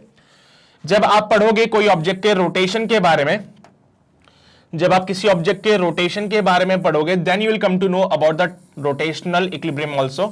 पर तब तक के लिए थोड़ा सा सब्र करो। कंडीशन क्या है? No net force must act on the body, कोई भी नेट फोर्स नहीं लगना चाहिए, यानी कि vector sum of all the forces on the body must be zero. वही बात आ गई, नेट फोर्स जीरो होना चाहिए, मैं पहले भी बोल चुका हूं ये बात तो तुम लोगों को, ठीक है। सो क्या बोलेंगे? Net force should be zero, net force should be zero, बस यही है, क्लियर है। अगर कोई बोले कोई बॉडी है तुम्हारे पास, जैसे कि suppose I am having this scenario जिसमें मैंने बोला यार ये बॉडी जो है वो इक्विलिब्रियम में है, तो इसके ऊपर कौन कौन से फोर्सेस लगते हैं? एक लगता है mg नीचे की तरफ बिकॉज ऑफ द ग्रेविटी, एक लगता है नॉर्मल ऊपर की तरफ, ये नॉर्मल जो है वो सरफेस लगा रही है इसके ऊपर, नॉर्मल जो है वो सरफेस लगा रही है इसके ऊपर। सो अगर ये बॉडी इक्विलिब्रियम में है, अगर ये बॉडी इक्विलिब्रियम में है तो जितना फोर्स ऊपर लग रहा है उतना फोर्स नीचे लगेगा।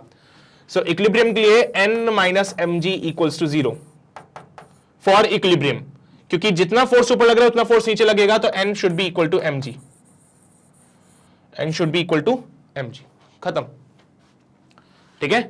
और ऐसे ही ये तो वर्टिकल डायरेक्शन में डिफाइन किया, ऐसे ही हॉरिजॉन्टल डायरेक्शन में मान लीजिए एक फोर्स F1 यहां से लग रहा है ऐसे, एक फोर्स F2 यहां पे लग रहा है F2 ऐसे, तो अगर ये बॉडी इक्विलिब्रियम में है तो मैं बोलूंगा F1 minus F2 should be zero, that means F1 should be equals to F2। अगर ये बॉडी इक्विलिब्रियम में है तो मैं बोलता हूं F1 और F2 दोनों बराबर हो जाएंगे, सिंपल, ठीक है। ये वाली बातें क्लियर है सभी को?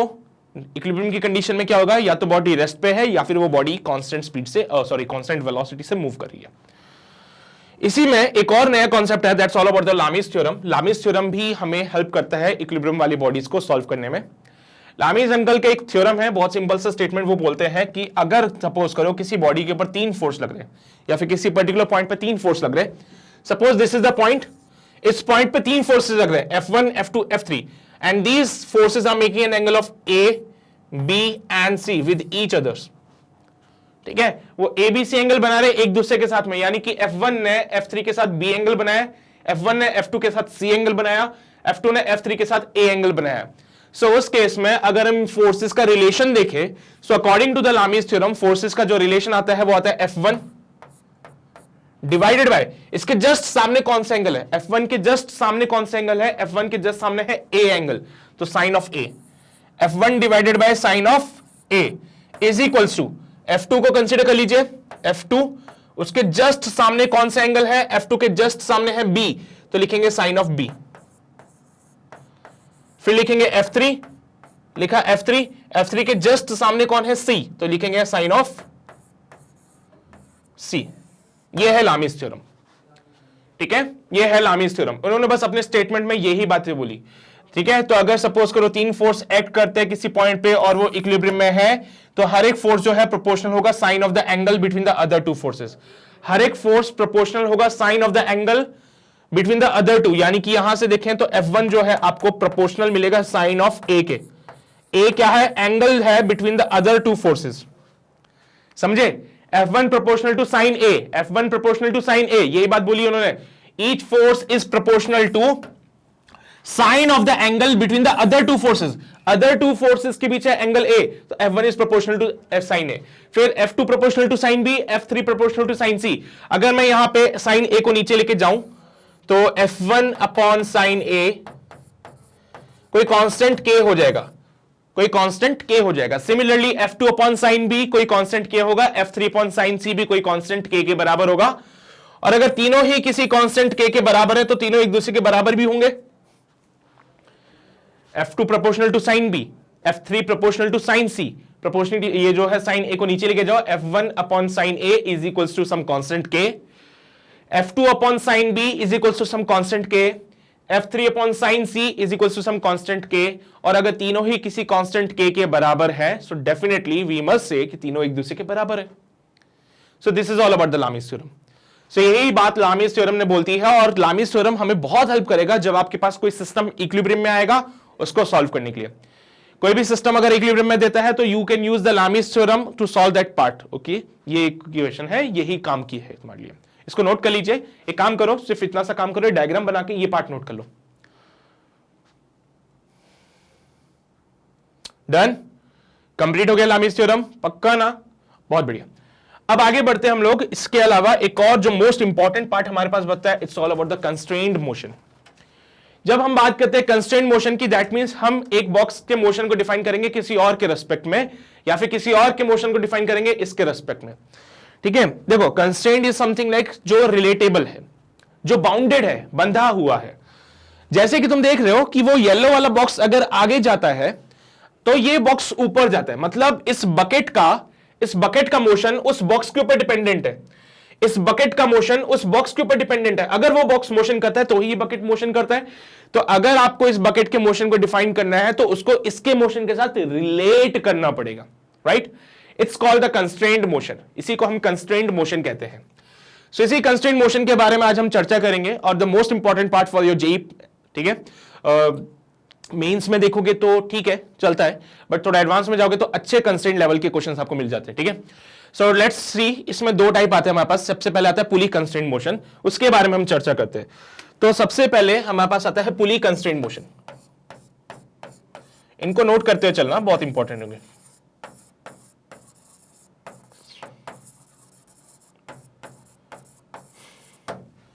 ठीक है, पुली कंस्ट्रेंट मोशन होता है जिसमें कि हम पुली को दो टाइप से कंस्ट्रेंट डिफाइन करते हैं। तो पहला पार्ट होता है जिसमें फिक्स्ड पुली केस आता है, सेकंड पार्ट जो आता है जिसमें आता है मूवेबल पुली। ठीक है, तो जब भी आपके पास पुली का सिनेरियो आएगा तो इसमें मेक श्योर आपके पास दो केसेस बन सकते हैं। पहला केस बनेगा फिक्स्ड पुली का, दूसरा केस बनेगा मूवेबल पुली का।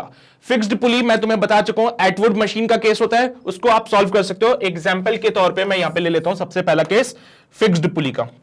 सो पहला केस हम कंसीडर करते हैं यहां पे फिक्स्ड पुली का, और फिक्स्ड पुली के लिए सबसे बेस्ट हमारे पास है एटवुड्स मशीन।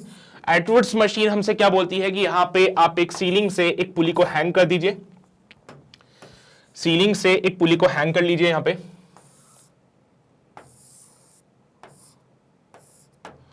और यहां पे एक ब्लॉक लगा दीजिए having a mass of m1, एक और ब्लॉक लगा लीजिए having a mass of m2, और मैं कंडीशन में डिफाइन कर देता हूं, let's say m1 is greater then m2 और m2 is greater then m1, कुछ भी बोल देते। तो मैंने बोला m1 जो है वो m2 से बड़ा है। अब जब वो कंस्ट्रेंट मोशन की बात करेगा तो वो तीन चीजें आपसे पूछ सकते हैं। इनके बीच में डिस्प्लेसमेंट का रिलेशन, कि इनका कितना कितना डिस्प्लेसमेंट हो रहा है, इनके बीच में वेलोसिटीज का रिलेशन, कि अगर एक की वेलोसिटी दे दी तो दूसरे की क्या होगी, और इनके बीच में एक्सेलरेशन का रिलेशन, यानी कि अगर एक का एक्सेलरेशन आपको दे दिया तो दूसरे का क्या होगा वो आपको बताना है। तो जब कभी भी आपके पास ऐसे सिनेरियोस आ जाएं तो मेक श्योर आपको पता है कि मान लीजिए अगर ये वाली ब्लॉक m1 बड़ा है m2 से, तो मान लीजिए ये वाला बॉक्स नीचे की तरफ आता है x1 डिस्प्लेसमेंट कवर करते हुए, ये वाला ब्लॉक नीचे की तरफ आता है x1 डिस्प्लेसमेंट कवर करते हुए। नाउ वी नो कि यहां पे जो चीज हम अज्यूम करते, देखो अपना अजम्पशन चलता रहना चाहिए, ठीक है, अपना अजम्पशन चलता रहेगा। हमने पहले ही अज्यूम कर रखा है कि ये जो पुली है वो कैसी रहेगी, massless, and even the string is also massless. तो पुली और ये रस्सी दोनों मासलेस होनी चाहिए। साथ ही साथ ये जो स्ट्रिंग हमारे पास है वो इनएक्सटेंसिबल भी है, इनएक्सटेंसिबल भी है, और पुली हमारे पास कैसी है, फ्रिक्शनलेस है, यानी कि यहां पे टेंशन को कोई छेड़खानी नहीं कर सकते। सो मान लीजिए कि जो m1 वाला ब्लॉक है उसने डिस्प्लेसमेंट कवर किया x1 का in the vertically downward direction. तो यहां पे ये x1 डिस्प्लेसमेंट कवर करता है नीचे, तो m2 का डिस्प्लेसमेंट कितना होगा ये आपको बताना पड़ेगा। m2 का डिस्प्लेसमेंट कितना होगा ये आपको बताना पड़ेगा। Now we know that the string is inextensible, इसका लेंथ कभी चेंज नहीं हो सकता है। अगर ये x1 नीचे आता है तो यहां से रस्सी नीचे आएगी x1, ये स्ट्रिंग नीचे आएगा x1, तो ये स्ट्रिंग कहां जाएगा, ऊपर की तरफ, ये वाला स्ट्रिंग ऊपर जाएगा x1, जिसकी वजह से ये ब्लॉक्स m2 जो है वो भी ऊपर जाएगा x1। बोलो सही बात है क्या? अगर ये मास नीचे आता है x1 डिस्प्लेसमेंट करके, तो ये जो रस्सी है रस्सी भी नीचे आएगी x1 डिस्प्लेसमेंट कवर करते हुए, और अगर इधर वाली रस्सी नीचे आ गई तो इधर वाली रस्सी ऊपर जाएगी, ये वाली रस्सी नीचे आएगी तो ये वाली रस्सी ऊपर जाएगी, तो ये वाली रस्सी ऊपर जाती है x1, जिसकी वजह से ये जो बॉक्स m2 इस रस्सी से कनेक्टेड है ये भी ऊपर जाएगा x1। यानी कि यहां पे अगर m1 ने डिस्प्लेसमेंट कवर किया x1 तो m2 जो है वो भी सेम डिस्प्लेसमेंट कवर करेगा x2, यानी कि वो बराबर होगा x1 के। ठीक है, तो अगर यहां पे मैं फिक्स्ड पुली का सिनेरियो बोलता हूं तो फिक्स्ड पुली में हमारे पास सिनेरियो क्या आता है कि अगर एक ने डिस्प्लेसमेंट नीचे किया x1 का तो दूसरा भी ऊपर डिस्प्लेसमेंट करेगा सेम x1 ही। अब अगर मैं इसका डिफरेंशिएट कर दूं विद रिस्पेक्ट टू टाइम, इसका मैं डिफरेंशिएशन करता हूं with respect to time, so I know better कि जो डिस्प्लेसमेंट है इसका आपको क्या मिल रही है, सिर्फ मैग्नीट्यूड मिल रहा है डिस्प्लेसमेंट का, अरे आप जो निकाल रहे हो ये सिर्फ क्या है, मैग्नीट्यूड है। तो जब आप इसका डिफरेंशिएशन करोगे तो आपको मिलेगा v1 इक्वल्स टू v2, यानी कि ये दोनों के स्पीड में रिलेशन मिल गया। और डिफरेंशिएशन करेंगे आप लोग, तो डिफरेंशिएशन करने से आपको मिलता है एक्सेलरेशन, तो दोनों का एक्सेलरेशन भी सेम है। और ये बात तो आप अच्छे से जानते हो कि यहां पे जितने एक्सेलरेशन से ये m1 नीचे आएगा उतने एक्सेलरेशन से ऊपर जाएगा, बिकॉज ये रस्सी इनएक्सटेंसिबल है। तो फिक्स्ड पुली में हमने ये चीज को डिफाइन कर दिया है। Second case is the most important one, जिसमें वेरिएबल पुली होती है। तो वेरिएबल पुली का केस कंसीडर करें, पहले इसको नोट कर लीजिए। फिक्स्ड पुली में एटवुड मशीन आती है, एटवुड मशीन मैंने बना दी है वहां पे, और एक डिस्प्लेसमेंट का केस कंसीडर करते हुए हमने सॉल्व कर दिया इसको। ये ट्रेडिशनल मेथड है सॉल्व करने का, ठीक है। This is the traditional method to solve such kind of relations. अभी जब मूवेबल पुली आएगा तो वहां पे मैं आपको दो तरीके बताऊंगा कैसे सॉल्व करते हैं उनको। पहले इसको नोट कर लीजिए, फिर हम आगे बढ़ते हैं। हो गया नोट, बढ़े आगे। अब हम आगे बढ़ते हैं जिसमें कि सेकंड वाला पार्ट आता है जो है मूवेबल पुली का। इसको मैं मिटा दूं क्या? ये वाला तो नोट कर लिया था आपने, इसको मैं मिटा रहा हूं। इसकी जगह अब मैं एक मूवेबल पुली का केस कंसीडर कर रहा हूं। सो आगे बढ़ते हैं हम लोग। सेकंड केस आता है हमारे पास मूवेबल पुली।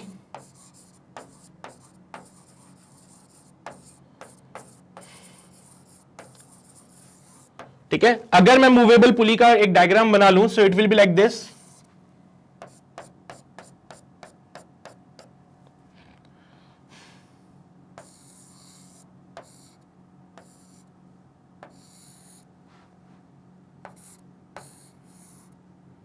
ये कोई ब्लॉक ए मान लेता हूं मैं,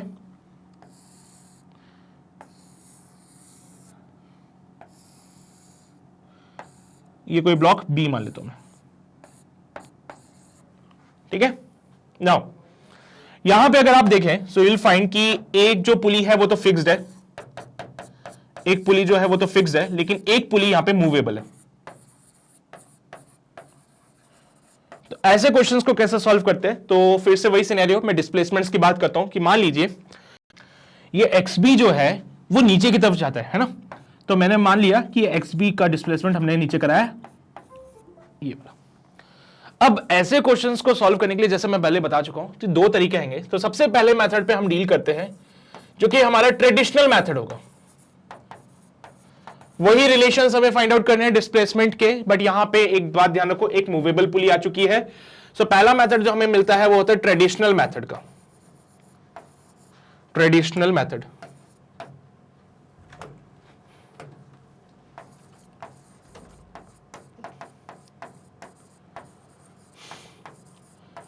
ट्रेडिशनल मेथड में हमें थोड़ी सी चीजों का अज्यूम करके सॉल्व करना पड़ेगा। जैसे कि अगर ये मैं मूवेबल पुली को हटा दूं यहां से, ठीक है, अगर ये बॉक्स नीचे की तरफ डिस्प्लेसमेंट करता है तो क्या ये पुली भी नीचे की तरफ डिस्प्लेस करेगी? हाँ बिल्कुल, ये पुली का भी डिस्प्लेसमेंट नीचे होगा, बिकॉज ये पुली इस बॉक्स के साथ अटैच्ड है। पुली जो है वो नीचे की तरफ आएगी, यानी कि वो पुली अब यहां पे मान लेते हैं पे, है ना। ये बॉक्स को थोड़ा सा मैं और नीचे कर देता हूं, इसका डिस्प्लेसमेंट नीचे कर रहे हो आप लोग। अब ये पुली जो है थोड़ा यहां आ जाएगी, तो पुली कितना नीचे आई? XB नीचे आई। अब एक बात बताओ, XB नीचे आने के लिए उसको क्या करना पड़ेगा? इस वायर को खींचना पड़ेगा। क्या इसको खींच सकती है वो? चलो देख लेते हैं। मान लीजिए इसने यहां पे इसको खींच लिया, XB हो गया ना। तो मान लीजिए इसने इस वायर को यहां खींच लिया, पर ये वायर तो फिक्स थी, ये कहां से खींचेगी? तो वायर जो स्ट्रेच होगी वो इस साइड की होगी, है ना। यहां से एलोंगेशन आएगा वायर में, क्योंकि ये वायर यहीं से खींच सकता है। तो ये XB उसने खींचा। पुली को नीचे XB आने के लिए, पुली को नीचे XB डिस्प्लेसमेंट कवर करने के लिए दोनों तरफ से वायर्स को खींचना पड़ेगा XB, ये वाला XB और ये वाला XB। तो ओवरऑल जो डिस्प्लेसमेंट यहां पे वायर में होगा that will B of 2XB। ये वाला बॉक्स XA जो है इसका डिस्प्लेसमेंट ऊपर होगा, लेट अस से XA इज द डिस्प्लेसमेंट ए वाले ब्लॉक का। मुझे एक बात बताना, ये पुली नीचे आई है XB, तो दैट मींस ये वायर भी एक्स्ट्रा आएगी XB, और इधर साइड भी जो ये वायर है वो एक्स्ट्रा होनी चाहिए, ठीक है। अब ध्यान से सुनना, इस वायर में ओवरऑल कितना कवर करना पड़ेगा? इस डिस्टेंस को कवर करने के लिए इस वायर को कितना नीचे आना पड़ेगा? XBA। तो ओवरऑल ये जो वायर नीचे आ रही है वो 2XB नीचे आ रही है। ओवरऑल ये जो वायर नीचे आ रही है वो 2 टाइम्स ऑफ XB नीचे आ रही है, यानी कि ये वायर को यहां से ऊपर जाना पड़ेगा 2 टाइम्स ऑफ XB, यानी कि जो A का डिस्प्लेसमेंट होगा ऊपर की तरफ वो कितना हो जाएगा? 2XB। समझ रहे हो? बॉक्स B जो है अगर वो नीचे की तरफ आता है XB डिस्प्लेसमेंट कवर करते हुए, तो पुली क्योंकि बॉक्स के साथ अटैच्ड है, पुली क्योंकि बॉक्स के साथ अटैच्ड है, तो पुली को भी क्या करना पड़ेगा, ठीक है। तो ये बॉक्स बना लिया मैंने, ये नीचे की तरफ आ गया।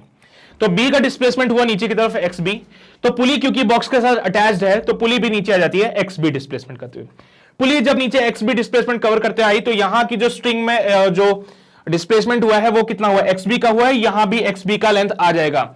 अब ये जो है वो 2xb हो गया है, इसको कवर कहां से करेंगे हम लोग, क्योंकि जो स्ट्रिंग हमारे पास है वो तो इनएक्सटेंसिबल है, इसका लेंथ कभी चेंज नहीं हो सकता है। जो स्ट्रिंग हमारे पास है वो इनएक्सटेंसिबल है और ये xb पार्ट और xb पार्ट एक्स्ट्रा आ गया है, उसको कवर कहां से करेंगे, तो ये बची हुई स्ट्रिंग से उसको कवर करेंगे। दैट मींस ये xb plus xb 2xb part को कवर करने के लिए इधर से स्ट्रिंग आएगी उसको ओवरकम करने के लिए, तो ये रस्सी नीचे आएगी 2xb, ये रस्सी ऊपर जाएगी 2xb। बट क्योंकि ब्लॉक ए जो है इस रस्सी से अटैच्ड है तो जैसे ये स्ट्रिंग ऊपर 2xb कवर करती है तो बॉक्स भी ऊपर 2xb कवर करता है, तो मैं कहूंगा कि xa जो होगा वो 2 टाइम्स ऑफ xb हो जाएगा, xa जो होगा वो 2 टाइम्स ऑफ xb हो जाएगा। समझे बात को, ये बी वाला ब्लॉक है, नीचे आता है xb डिस्प्लेसमेंट कवर करते हुए, तो क्योंकि ये पुली मूवेबल पुली जो थी, यहां लिख देता हूं मैं इसको, मूवेबल पुली जो थी, ठीक है। तो ये मूवेबल पुली जो है वो बॉक्स बी के साथ अटैच्ड है और जैसे वो बॉक्स बी के साथ अटैच्ड है तो वो भी नीचे एक्सबी डिस्प्लेसमेंट कवर करेगी। पुली के साथ दो स्ट्रिंग अटैच्ड है तो ये दोनों स्ट्रिंग नीचे आएगी एक्सबी डिस्टेंस कवर करते हुए। बट क्योंकि ये जो स्ट्रिंग हमारे पास है वो इनएक्सटेंसिबल है, इसका लेंथ चेंज नहीं हो सकता है, तो एक्सबी प्लस एक्सबी ये वाला डिस्टेंस कहां से कवर करेंगे, तो ये वाला जो डिस्प्लेसमेंट है या फिर ये वाला जो डिस्टेंस है वो कवर होगा यहां से, ये पुली इधर की तरफ इसको खींचेगी, ये स्ट्रिंग इधर की तरफ आएगी, इधर की तरफ 2xb आएगी इन दोनों को कवर करने के लिए, तो यहां से रस्सी ऊपर जाएगी 2xb। जैसे ही रस्सी ऊपर 2xb जाती है तो ये बॉक्स b ऊपर की तरफ जाता है कितना 2xb, तो a का डिस्प्लेसमेंट हो गया 2xb। Now differentiate with respect to time, differentiate with respect to time, time के रेस्पेक्ट में अगर आप इसका डिफरेंशिएशन करते हो तो आपको मिलता है va, क्योंकि डिस्प्लेसमेंट है, इसका आप डिफरेंशिएशन करोगे तो वेलोसिटी मिलेगी। एक और बात का ध्यान रखना है, यहां पे मैं देखो b का डिस्प्लेसमेंट नीचे हुआ है, a का डिस्प्लेसमेंट ऊपर हुआ है, पर मैंने साइन नहीं लगाया यहां पे, दैट मींस मैं सिर्फ मैग्नीट्यूड से डील कर रहा हूं, ठीक है। b का डिस्प्लेसमेंट नीचे हुआ है, a का डिस्प्लेसमेंट ऊपर हुआ है, मैंने साइन नहीं लगाया, दैट मींस मैं सिर्फ मैग्नीट्यूड से डील कर रहा हूं यहां पे, तो यहां पे भी मैं मैग्नीट्यूड से डील करूंगा, मतलब ये मेरा सिर्फ स्पीड होगा, ओके। तो ये जो चीज मुझे मिली है वो रिलेशन है सिर्फ मैग्नीट्यूड में, तो यहां पे भी स्पीड मिलेगी, इट विल बी 2vb, और इसका फर्दर डिफरेंशिएशन करने से मुझे मिलता है एक्सेलरेशन। तो differentiate with respect to time, तो मुझे मिलेगा acceleration which is written as acceleration of a equals to 2 times of acceleration of b। तो ये तीन रिलेशन हमारे काम के हैं। अगर तुमने डिस्प्लेसमेंट्स में रिलेशन निकाल लिया तो डिफरेंशिएट करके सिर्फ आप वेलोसिटी और एक्सेलरेशन में रिलेशन निकाल सकते हो।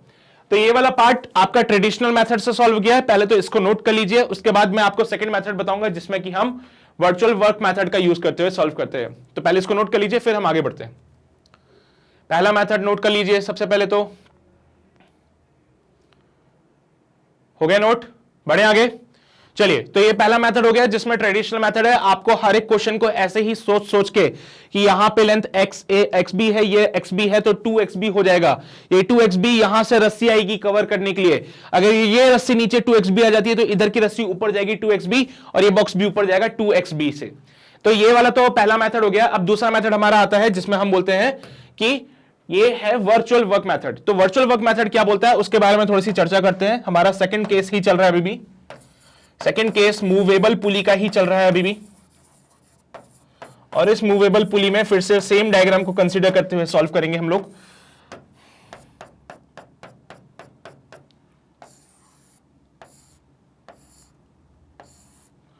सो हम फिर से वही बोलेंगे, ये हमारा ब्लॉक ए है, यहां से ये पुली बना दी, इससे एक ब्लॉक बी अटैच कर दिया। अब ध्यान से देखना ये वाला वर्चुअल वर्क मेथड, लेकिन इससे पहले मैं कुछ अजम्पशंस लेना चाहता हूं। वर्चुअल वर्क मेथड लगाने के लिए कुछ अजम्पशंस की बहुत ज्यादा नेसेसिटी है हमारे लिए। इससे पहले ट्रेडिशनल में कोई अजम्पशन नहीं था, सब कुछ बढ़िया चल रहा था, बस हम बोलते थे इनएक्सटेंसिबल है। इस बार अजम्पशंस में एक्स्ट्रा मान रहा हूं, अजम्पशंस हमारे वही चलते रहेंगे। पहला अजम्पशन ये रहेगा कि जो भी स्ट्रिंग यहां पे है वो मासलेस होनी चाहिए, ठीक है, मासलेस होनी चाहिए। इनएक्सटेंसिबल तो होती है, हमें पता है। जो पुली आपके पास में है ये तो फिक्स्ड वाली पुली हो गई, और एक ये मूवेबल वाली पुली है, ये मूवेबल है। तो जो पुली हमारे पास है वो भी मासलेस है और कैसी है, फ्रिक्शनलेस है। जो पुली हमारे पास में है, पहले पार्ट, जो पुली हम कंसीडर कर रहे हैं, it should be your massless as well as frictionless and frictionless.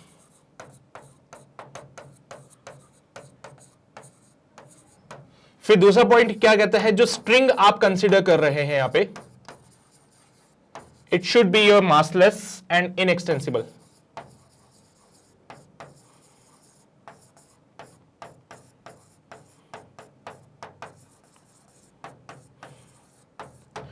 तो सेकंड केस जो हम डील करने जा रहे हैं, it's all about the virtual work method. तो सेकंड वाला जो मेथड है हमारे पास,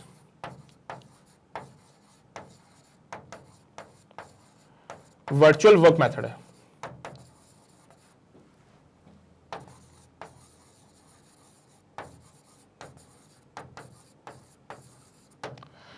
अब जब हम वर्चुअल वर्क मेथड को डील करते हैं तो उसके लिए दो नोट हमारे लिए बहुत इंपॉर्टेंट है, उन्हीं को हम नोट करते हुए चलते हैं। तो ये आपका नोट नंबर 1, पहला बात तो नोट कर लेना, जो हमसे कहता है कि वर्क डन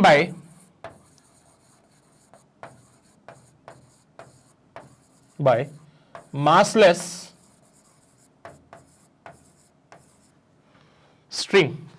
एक मासलेस रस्सी है आपके पास, उसकी वजह से जो भी वर्क डन होता है that will be equals to 0। पहला जो नोट है हमारे लिए वो ये कहता है कि work done by the massless string equals to 0, क्योंकि वर्क डन के फॉर्मूले में आप लोग डिफाइन करते हो फोर्स इनटू डिस्प्लेसमेंट। ठीक है, तो यहां पे अगर एक मासलेस स्ट्रिंग है तो उसकी वजह से कोई भी वर्क डन नहीं होगा। तो जो वर्क डन आप डिफाइन करते हो, it will be your F dot displacement. ठीक है, और ये डिस्प्लेसमेंट कहां होगा, फोर्स जिस डायरेक्शन में लग रहा है उसी डायरेक्शन में तुम्हारा डिस्प्लेसमेंट जाता है। अब सेकंड जो नोट है हमारे लिए वो ये है कि net force on a massless pulley, net force on massless पुली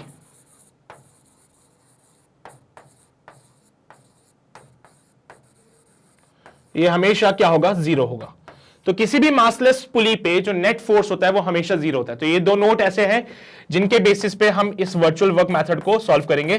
तो इस मेथड को लगाने के लिए आपको इतनी कंडीशंस पहले लगानी पड़ेगी, उसके बाद ही ये चीज वैलिड है। ठीक है, तो सॉल्व करते हैं सेकंड केस जो कि हमारा वर्चुअल वर्क मेथड है।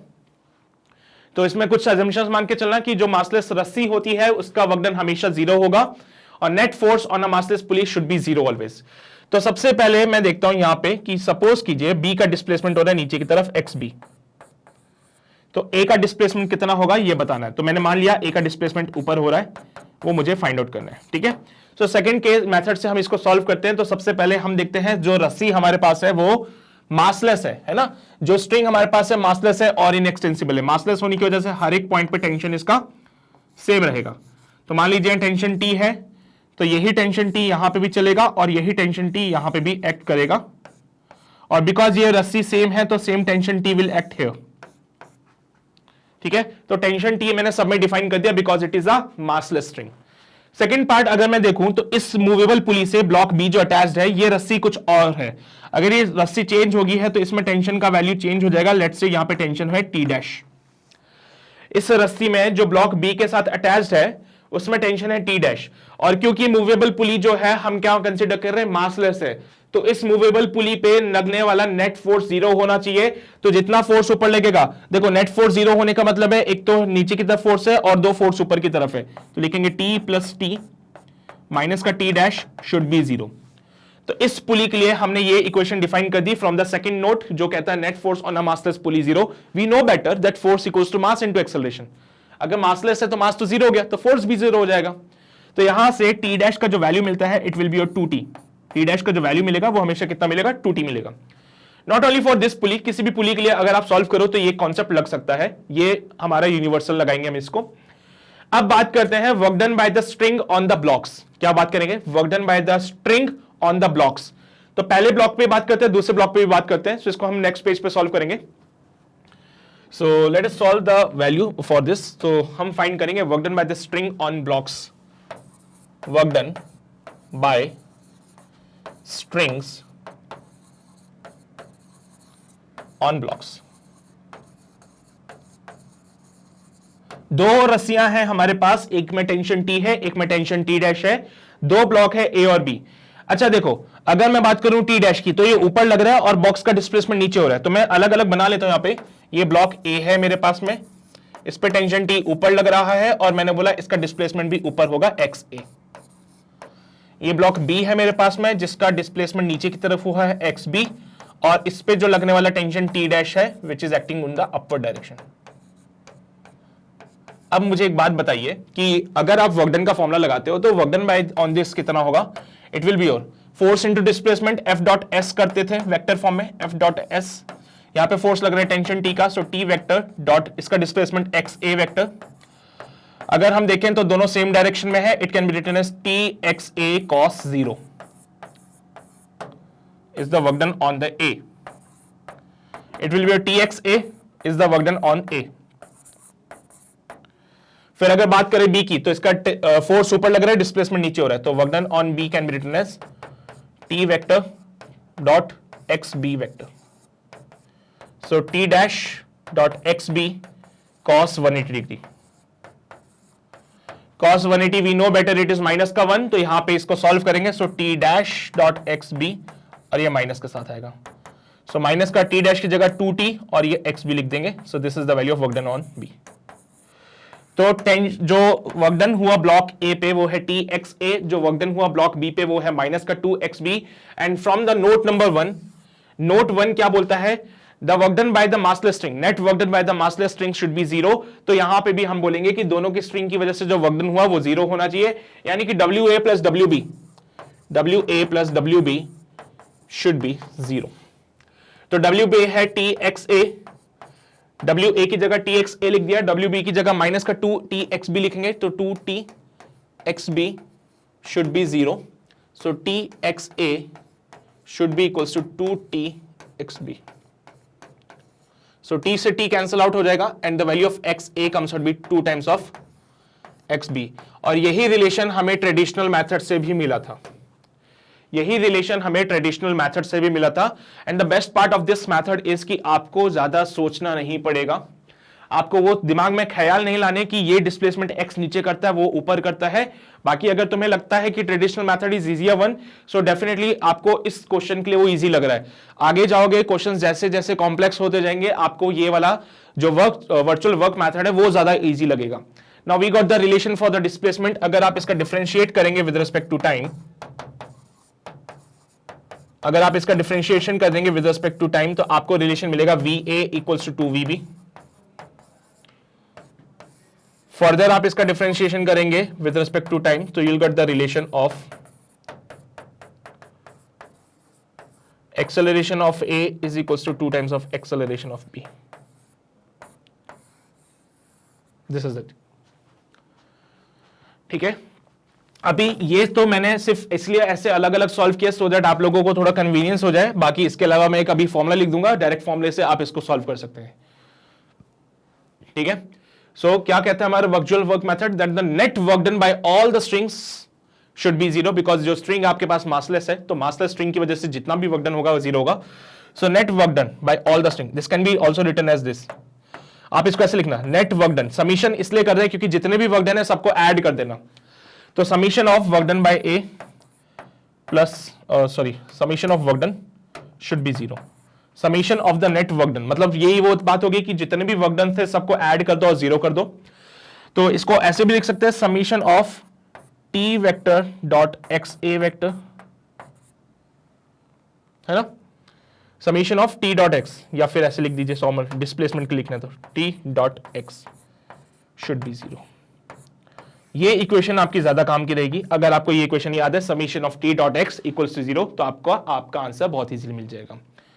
अब इसमें बस आप डायरेक्टली ये वाला पार्ट ऐड कीजिए, ये वाला पार्ट ऐड कीजिए और दोनों को 0 कर दीजिए, आपको सेम रिलेशन मिल जाएगा। तो एक काम करो, यहां से शुरू करो, यहां पे बस अजम्पशंस लिख लेना पहले तो, कि हम क्या क्या चीजें अज्यूम करते हुए चल रहे हैं। उसके बाद नोट 1 नोट 2 इंपॉर्टेंट है, इनको कंसिडर करते हुए फिर हम आगे बढ़ेंगे। तो this is the case for the movable pulley. जब कभी भी आपको मूवेबल पुली मिल जाए तो मेक श्योर आप दो मेथड से क्वेश्चन को सॉल्व करेंगे, ट्रेडिशनल से और ये वर्चुअल वर्क मेथड से। दिखने में नो डाउट अभी आपको वर्चुअल वर्क मेथड बहुत बड़ा लग रहा है, बट जैसे जैसे क्वेश्चन कॉम्प्लेक्स होते जाएंगे आपको लगेगा virtual work method is more convenient to solve this question. Example के तौर पे एक क्वेश्चन मैं आपको दे देता हूं, उसको खुद से ट्राई जरूर करना। पहले इसको नोट कर लीजिए, ये वाला नोट हो गया सभी का? पक्का? आगे आ जाओ, ये वाला भी नोट कर लो जल्दी से. This is the most important part we have right now. Traditional method से सर हमने 1 2 3 स्टेप में क्वेश्चन सॉल्व कर दिए थे, यहां इतने स्टेप्स है. अगर तुम्हें लगता है कि यहां पे बहुत ज्यादा कॉम्प्लिकेशंस है, सो मेक श्योर कि आप इस क्वेश्चन को भी ट्राई करना. एक बार ट्रेडिशनल मेथड से सॉल्व करना और एक बार वर्चुअल वर्क मेथड से सॉल्व करना. आपको पता चल जाएगा कौन सा मेथड ज्यादा कन्वीनियंट है. So I am having this pulley over here. This block A is connected here.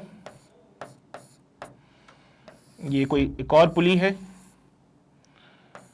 यहां पे. चलो एक और लगा देते पुली.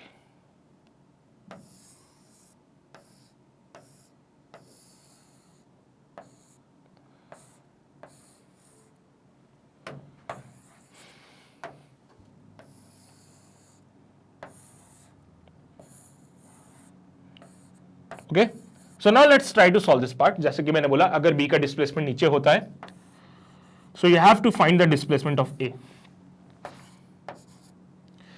ठीक है, find the displacement of A. So ऐसे क्वेश्चन जब कॉम्प्लेक्स होंगे, अभी तो ये बहुत अभी भी सिंपल ही है थोड़ा सा, बट यस थोड़ा और ज्यादा पुलिस को ऐड ऑन करके थोड़े और बॉक्सेस को अगर वो ऐड करते हैं, so you have to solve this by using the concept of the virtual work, क्योंकि वहां से सॉल्व करना बहुत आसान होगा. Just for an example, let us consider this part. तो मैंने बोला कि यार ये ब्लॉक्स है, ये बी है, इसका डिस्प्लेसमेंट नीचे किया है, इसका डिस्प्लेसमेंट ऊपर किया है.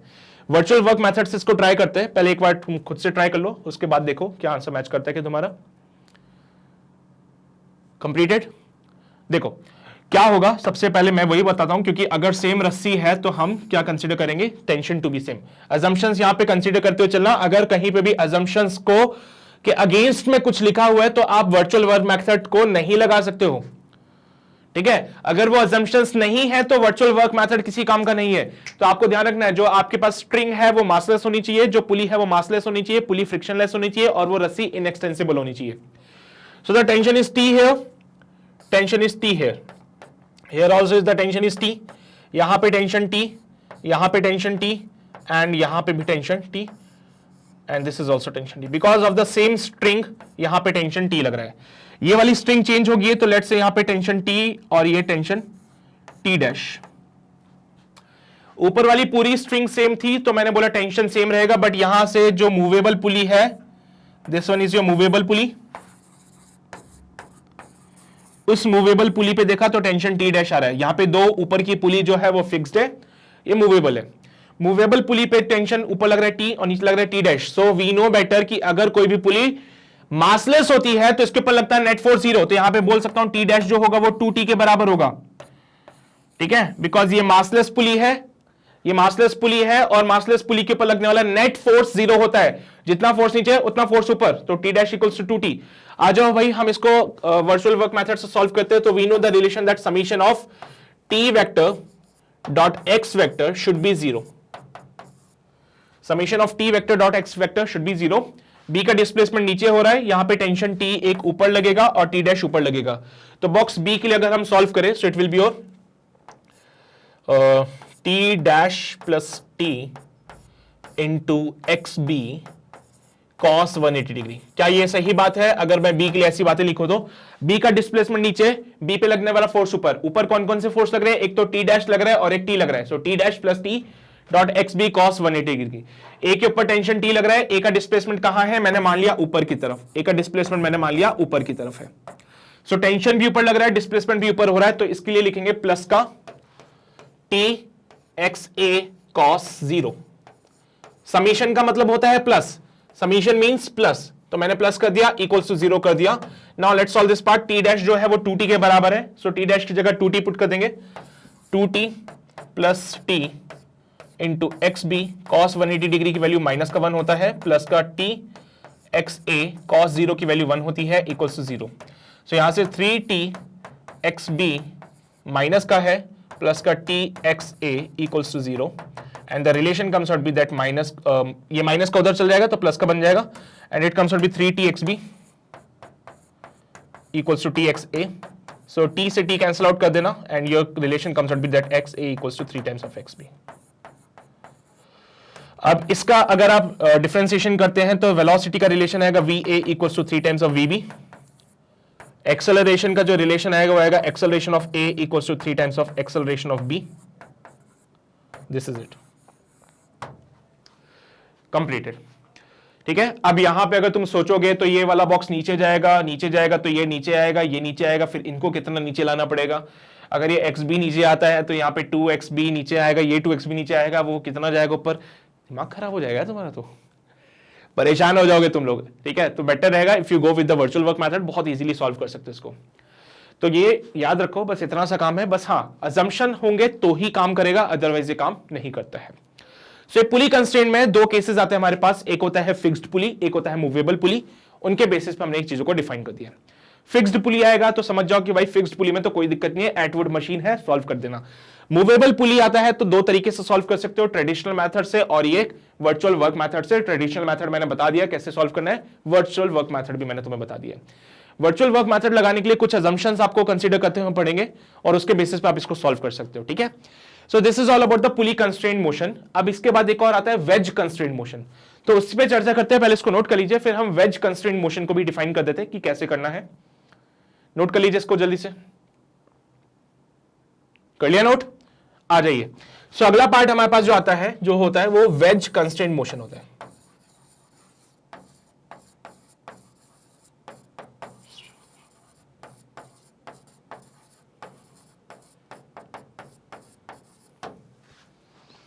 अब वेज कंस्ट्रेंट मोशन में बहुत सिंपल सिंपल से केसेस आते हैं। जैसे कि पहला केस हमारे पास ये है कि एक वेज है, वेज के ऊपर एक कोई ब्लॉक है, ये वेज ए है, ये ब्लॉक बी है।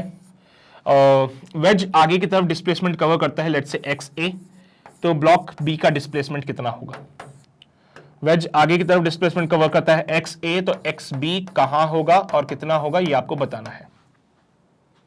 सिंपल है। अगर ये एक्स ए आगे की तरफ जाता है तो क्या होगा। देखो, अगर तुमने डिस्प्लेसमेंट का रिलेशन निकाल लिया तो भी इजीली सॉल्व कर लोगे तुम इसको। ठीक है, so here in this case अगर मैंने बोला ये एक्स ए आगे जा रहा है, या फिर एक काम करते हैं थोड़ा इसको पीछे की तरफ मूव करते हैं। पहले एक सिंपल केस लेते हैं जिसमें ये एक्स ए, या फिर चलो वेलोसिटी से ही सॉल्व कर देता हूं मैं, तुम्हें डायरेक्टली वेलोसिटी से सॉल्व करके बता देता हूं, इजीली सॉल्व हो जाएगा। वी ए और मुझे वी बी फाइंड करना है ना। यू नो बेटर कि यहां पे एक वेज के पास हमेशा एंगल ऑफ इंक्लिनेशन होता है, तो let's consider the angle of inclination to be theta. अगर ये इधर जा रहा है तो दैट मींस ये ए का डिस्प्लेसमेंट यहां पे हो रहा है। अगर ये आगे जाएगा तो ये बी नीचे जाएगा, यानी कि बी के पास वेलोसिटी नीचे होगी, यानी कि बी का डिस्प्लेसमेंट नीचे होगा, बी नीचे आने की कोशिश करेगा। ठीक है, तो हमने बोला कि अगर ए का डिस्प्लेसमेंट आगे पीछे की तरफ हो रहा है तो बी का डिस्प्लेसमेंट नीचे की तरफ होगा। ए का डिस्प्लेसमेंट अगर पीछे हो रहा है तो बी का डिस्प्लेसमेंट नीचे की तरफ होगा। At then displacement is nothing but the shortest distance between the initial and the final position. ये इसका इनिशियल है, ये बॉक्स पीछे जाएगा तो नीचे आएगा, तो यहां से लेके यहां तक ये बी का डिस्प्लेसमेंट हो गया। वो तो मैं डायरेक्शन बता रहा हूं कि उधर की तरफ होता हुआ जाएगा वो, बट एट द एंड तुम बताओ डिस्प्लेसमेंट क्या है। It is the shortest distance between the initial and the final position. ये इनिशियल है, नीचे आएगा, वो फाइनल है, यही तो है बी का डिस्प्लेसमेंट। ए का डिस्प्लेसमेंट इधर है, बी का डिस्प्लेसमेंट इधर है। तुम देख रहे हो ए और बी के डिस्प्लेसमेंट में एक रिलेशन मिल जाएगा हम लोगों को, and the relation can be written as tan theta. ये रिलेशन दिख रहा है तुम लोगों को, tan theta perpendicular upon base. Perpendicular is your X B, base is your X A. So from here you can simply say कि भैया x B जो होगा वो एक्स ए tan थीटा के बराबर हो जाएगा। X B equals to X A tan theta. तो ये मैंने दोनों के डिस्प्लेसमेंट में रिलेशन निकाल दिया। आपको तो वेलोसिटी में रिलेशन चाहिए था, आपको तो वेलोसिटी में रिलेशन चाहिए। सो वेलोसिटी का relation V B equals to V A क्या होगा, tan थीटा का क्या होता है, कांस्टेंट होता है, तो tan थीटा ही रहेगा। देखो, अगर थीटा यहाँ पे वेरिएबल होता तो हमें समझ आती बात, लेकिन थीटा जो है वो कांस्टेंट है यहाँ पे, सो tan थीटा कांस्टेंट वाला पार्ट है, बाहर रखना। V B equals to V A tan theta. Similarly अगर एक्सेलरेशन की बात करें तो acceleration of B is equals to acceleration of A tan theta, because of the differentiation part. हम उसको मेंशन नहीं कर रहे, बस मैं लिख रहा हूं कि हाँ भाई ये इक्वेशंस बनती है। तो पहला केस आ गया जिसमें एक वेज है, उसके ऊपर एक ब्लॉक रखा है, वेज को वेलोसिटी वी ए प्रोवाइड किया, तो ब्लॉक के पास कुछ वेलोसिटी आती है, तो आप ये रिलेशन लगा सकते हो। इसी को थोड़ा सा वो मॉडिफाई कर देंगे, बोलेंगे कि ठीक है भाई साहब अब तुम एक काम करो, अच्छा, एक और चीज जो तुम्हें ध्यान देनी है, ये जो तुम दिखा रहे हो ये VB, V और ये AB, ये क्या है? ये velocity of B with respect to A है। ये velocity of B with respect to A है, ये acceleration of B with respect to A है। So you have to be attentive कि यहां पे जो रिलेशंस आप फाइंड कर रहे हो वो वेज के रेस्पेक्ट में है, ठीक है, ग्राउंड के रेस्पेक्ट में नहीं है, वेज के रेस्पेक्ट में। तो इसको लिखना, this is the velocity of B with respect to A, तो relative to A, velocity of B with respect to A, this is also relative to A। तो ये वाला पार्ट भी जो है वो A के रेस्पेक्ट में है सारी कहानी, ठीक है। अब इसी में सिनेरियो चेंज कर देगा, वेलोसिटी को उधर भेज देगा, तो क्या करोगे? तो फिर वहां पे क्या आएगा? कुछ भी नहीं, बस डायरेक्शन चेंज हो जाएगी उसकी, ठीक है। तो उससे अलावा कुछ भी नहीं है, रिलेशन यही वैलिड रहेंगे। इसको नोट कर लीजिए, फिर अगले पार्ट पे बढ़ते हैं हम लोग। जल्दी से नोट करो इसको, ओके, कर लिया नोट? बहुत बढ़िया। अब इसी में मॉडिफिकेशंस होते जाएंगे, जैसे कि दूसरा मॉडिफिकेशन मैं बताता हूं, ये वाला मिटा दो ना। अब इसी में एक और मॉडिफिकेशन सेकंड केस को कंसीडर करते हुए चलते हैं। सो लेट अस कंसीडर, ये कोई सिनेरियो है मेरे पास और यहां पे एक ब्लॉक है ऐसे, एक्चुअली इट्स अ वेज।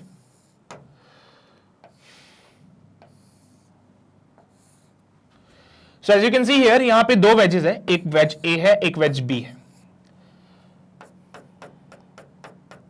और A को अगर आप वेलोसिटी प्रोवाइड कराओगे तो डेफिनेटली B को भी वेलोसिटी मिलेगी। A को वेलोसिटी प्रोवाइड कराओगे तो B को भी वेलोसिटी मिलेगी, ठीक है। तो this is your ways A,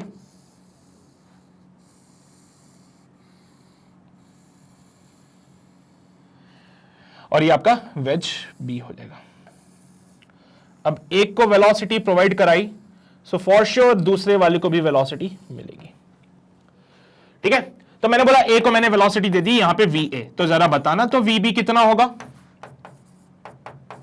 ये तो पक्का है, जैसे A पीछे जाएगा B नीचे आएगा, ये तो पक्का है ना तुम लोगों को। A जैसे पीछे जाएगा B नीचे आएगा, ये बात तो पक्का है ना, ठीक है। तो A का डिस्प्लेसमेंट देखते हैं, अगर A का डिस्प्लेसमेंट इधर की तरफ हुआ XA, तो B का डिस्प्लेसमेंट नीचे होगा XB।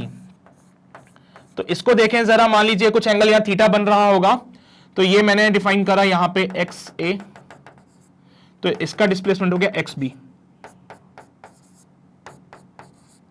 ये कुछ एंगल मान लीजिए यहां पे कुछ बन रहा होगा थीटा, ठीक है। तो theta can be written as tan theta equals to perpendicular upon base, फिर से वही कहानी, tan theta is equals to perpendicular upon base, so it will be your XB upon XA। So XB can be written as XA tan theta. तो ये दोनों के displacements में तो रिलेशन मिल ही गया मुझे, लेकिन साथ ही साथ अगर आप इसका डिफरेंशिएशन करोगे, सो डिफरेंशिएटिंग बोथ साइड, तो आपको मिलेगा रिलेशन फिर से VB is equals to VA tan theta, also AB is equals to AA tan theta, okay. Clear है सभी को ये पार्ट? सो एक्सेलरेशन की कहानी सिंपल है। अब यार कैसा भी वेज कंस्ट्रेंट आ जाए तुम लोग सॉल्व कर सकते हो, कैसा भी वेज कंस्ट्रेंट आ जाए तुम लोग इसको सॉल्व कर सकते हो। इसके अलावा एक छोटा सा केस और आता है जिसमें कि वो क्या बोलता है, ऊपर वाले वेज को वो कंस्ट्रेंट कर देता है, बोलता है वो सिर्फ वर्टिकल मोशन करेगा। तो आओ देखते हैं एक ऐसा केस जिसमें कि ऊपर वाले वेज को वो कंस्ट्रेंट करता है। तो यहां पे एक वेज होता है मेरे पास में, making some angle of theta with this the horizontal, ये एंगल ऑफ इंक्लिनेशन हो गया। ये हमारे पास एक रॉड है, एक वेज है, इसको तुमने कंस्ट्रेंट कर दिया है, यानी कि अब वो सिर्फ वो वर्टिकल मोशन कर सकता है, वर्टिकल डायरेक्शन में ही ये कुछ कर पाएगा, अदरवाइज ये कुछ नहीं कर सकता है, ठीक है। ये आगे पीछे नहीं जाएगा, ये सिर्फ वर्टिकल मोशन ही करेगा। इसको मैंने बोल दिया B, इसको बोल दिया मैंने A। अब ये वेलोसिटी ऑफ B हमें पता है कि वो सिर्फ नीचे की तरफ ही जाएगी, तो A का वेलोसिटी बताइए क्या रहेगा। B को नीचे लाने के लिए A का वेलोसिटी क्या हो सकता है, तो मैंने बोला वेलोसिटी ऑफ A यहां पे होगा तभी B नीचे आएगा, ठीक है। तो इस बार मैं फाइंड करता हूं फिर से रिलेशन इनके बीच में, तो वही कहानी, डिस्प्लेसमेंट ऑफ B नीचे की तरफ XB, डिस्प्लेसमेंट ऑफ A इधर की तरफ XA। सो tan थीटा की कहानी परपेंडिकुलर अपॉन बेस, सो यहां से tan थीटा की वैल्यू जो बन जाएगी XB upon XA। So using the equation XB is equals to XA tan theta. अब इसका डिफरेंशिएशन कर लीजिए तो आपको वेलोसिटी का रिलेशन मिल जाएगा, तो लिख देते हैं VB is equals to VA tan theta, और फिर से डिफरेंशिएशन करेंगे तो क्या मिल जाएगा, एक्सेलरेशन का रिलेशन।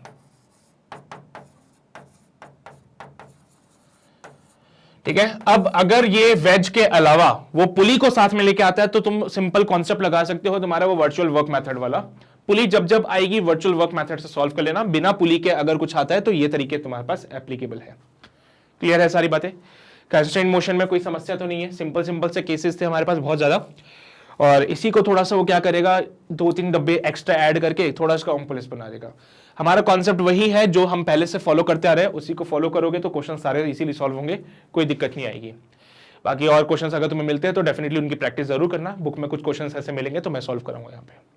Got it?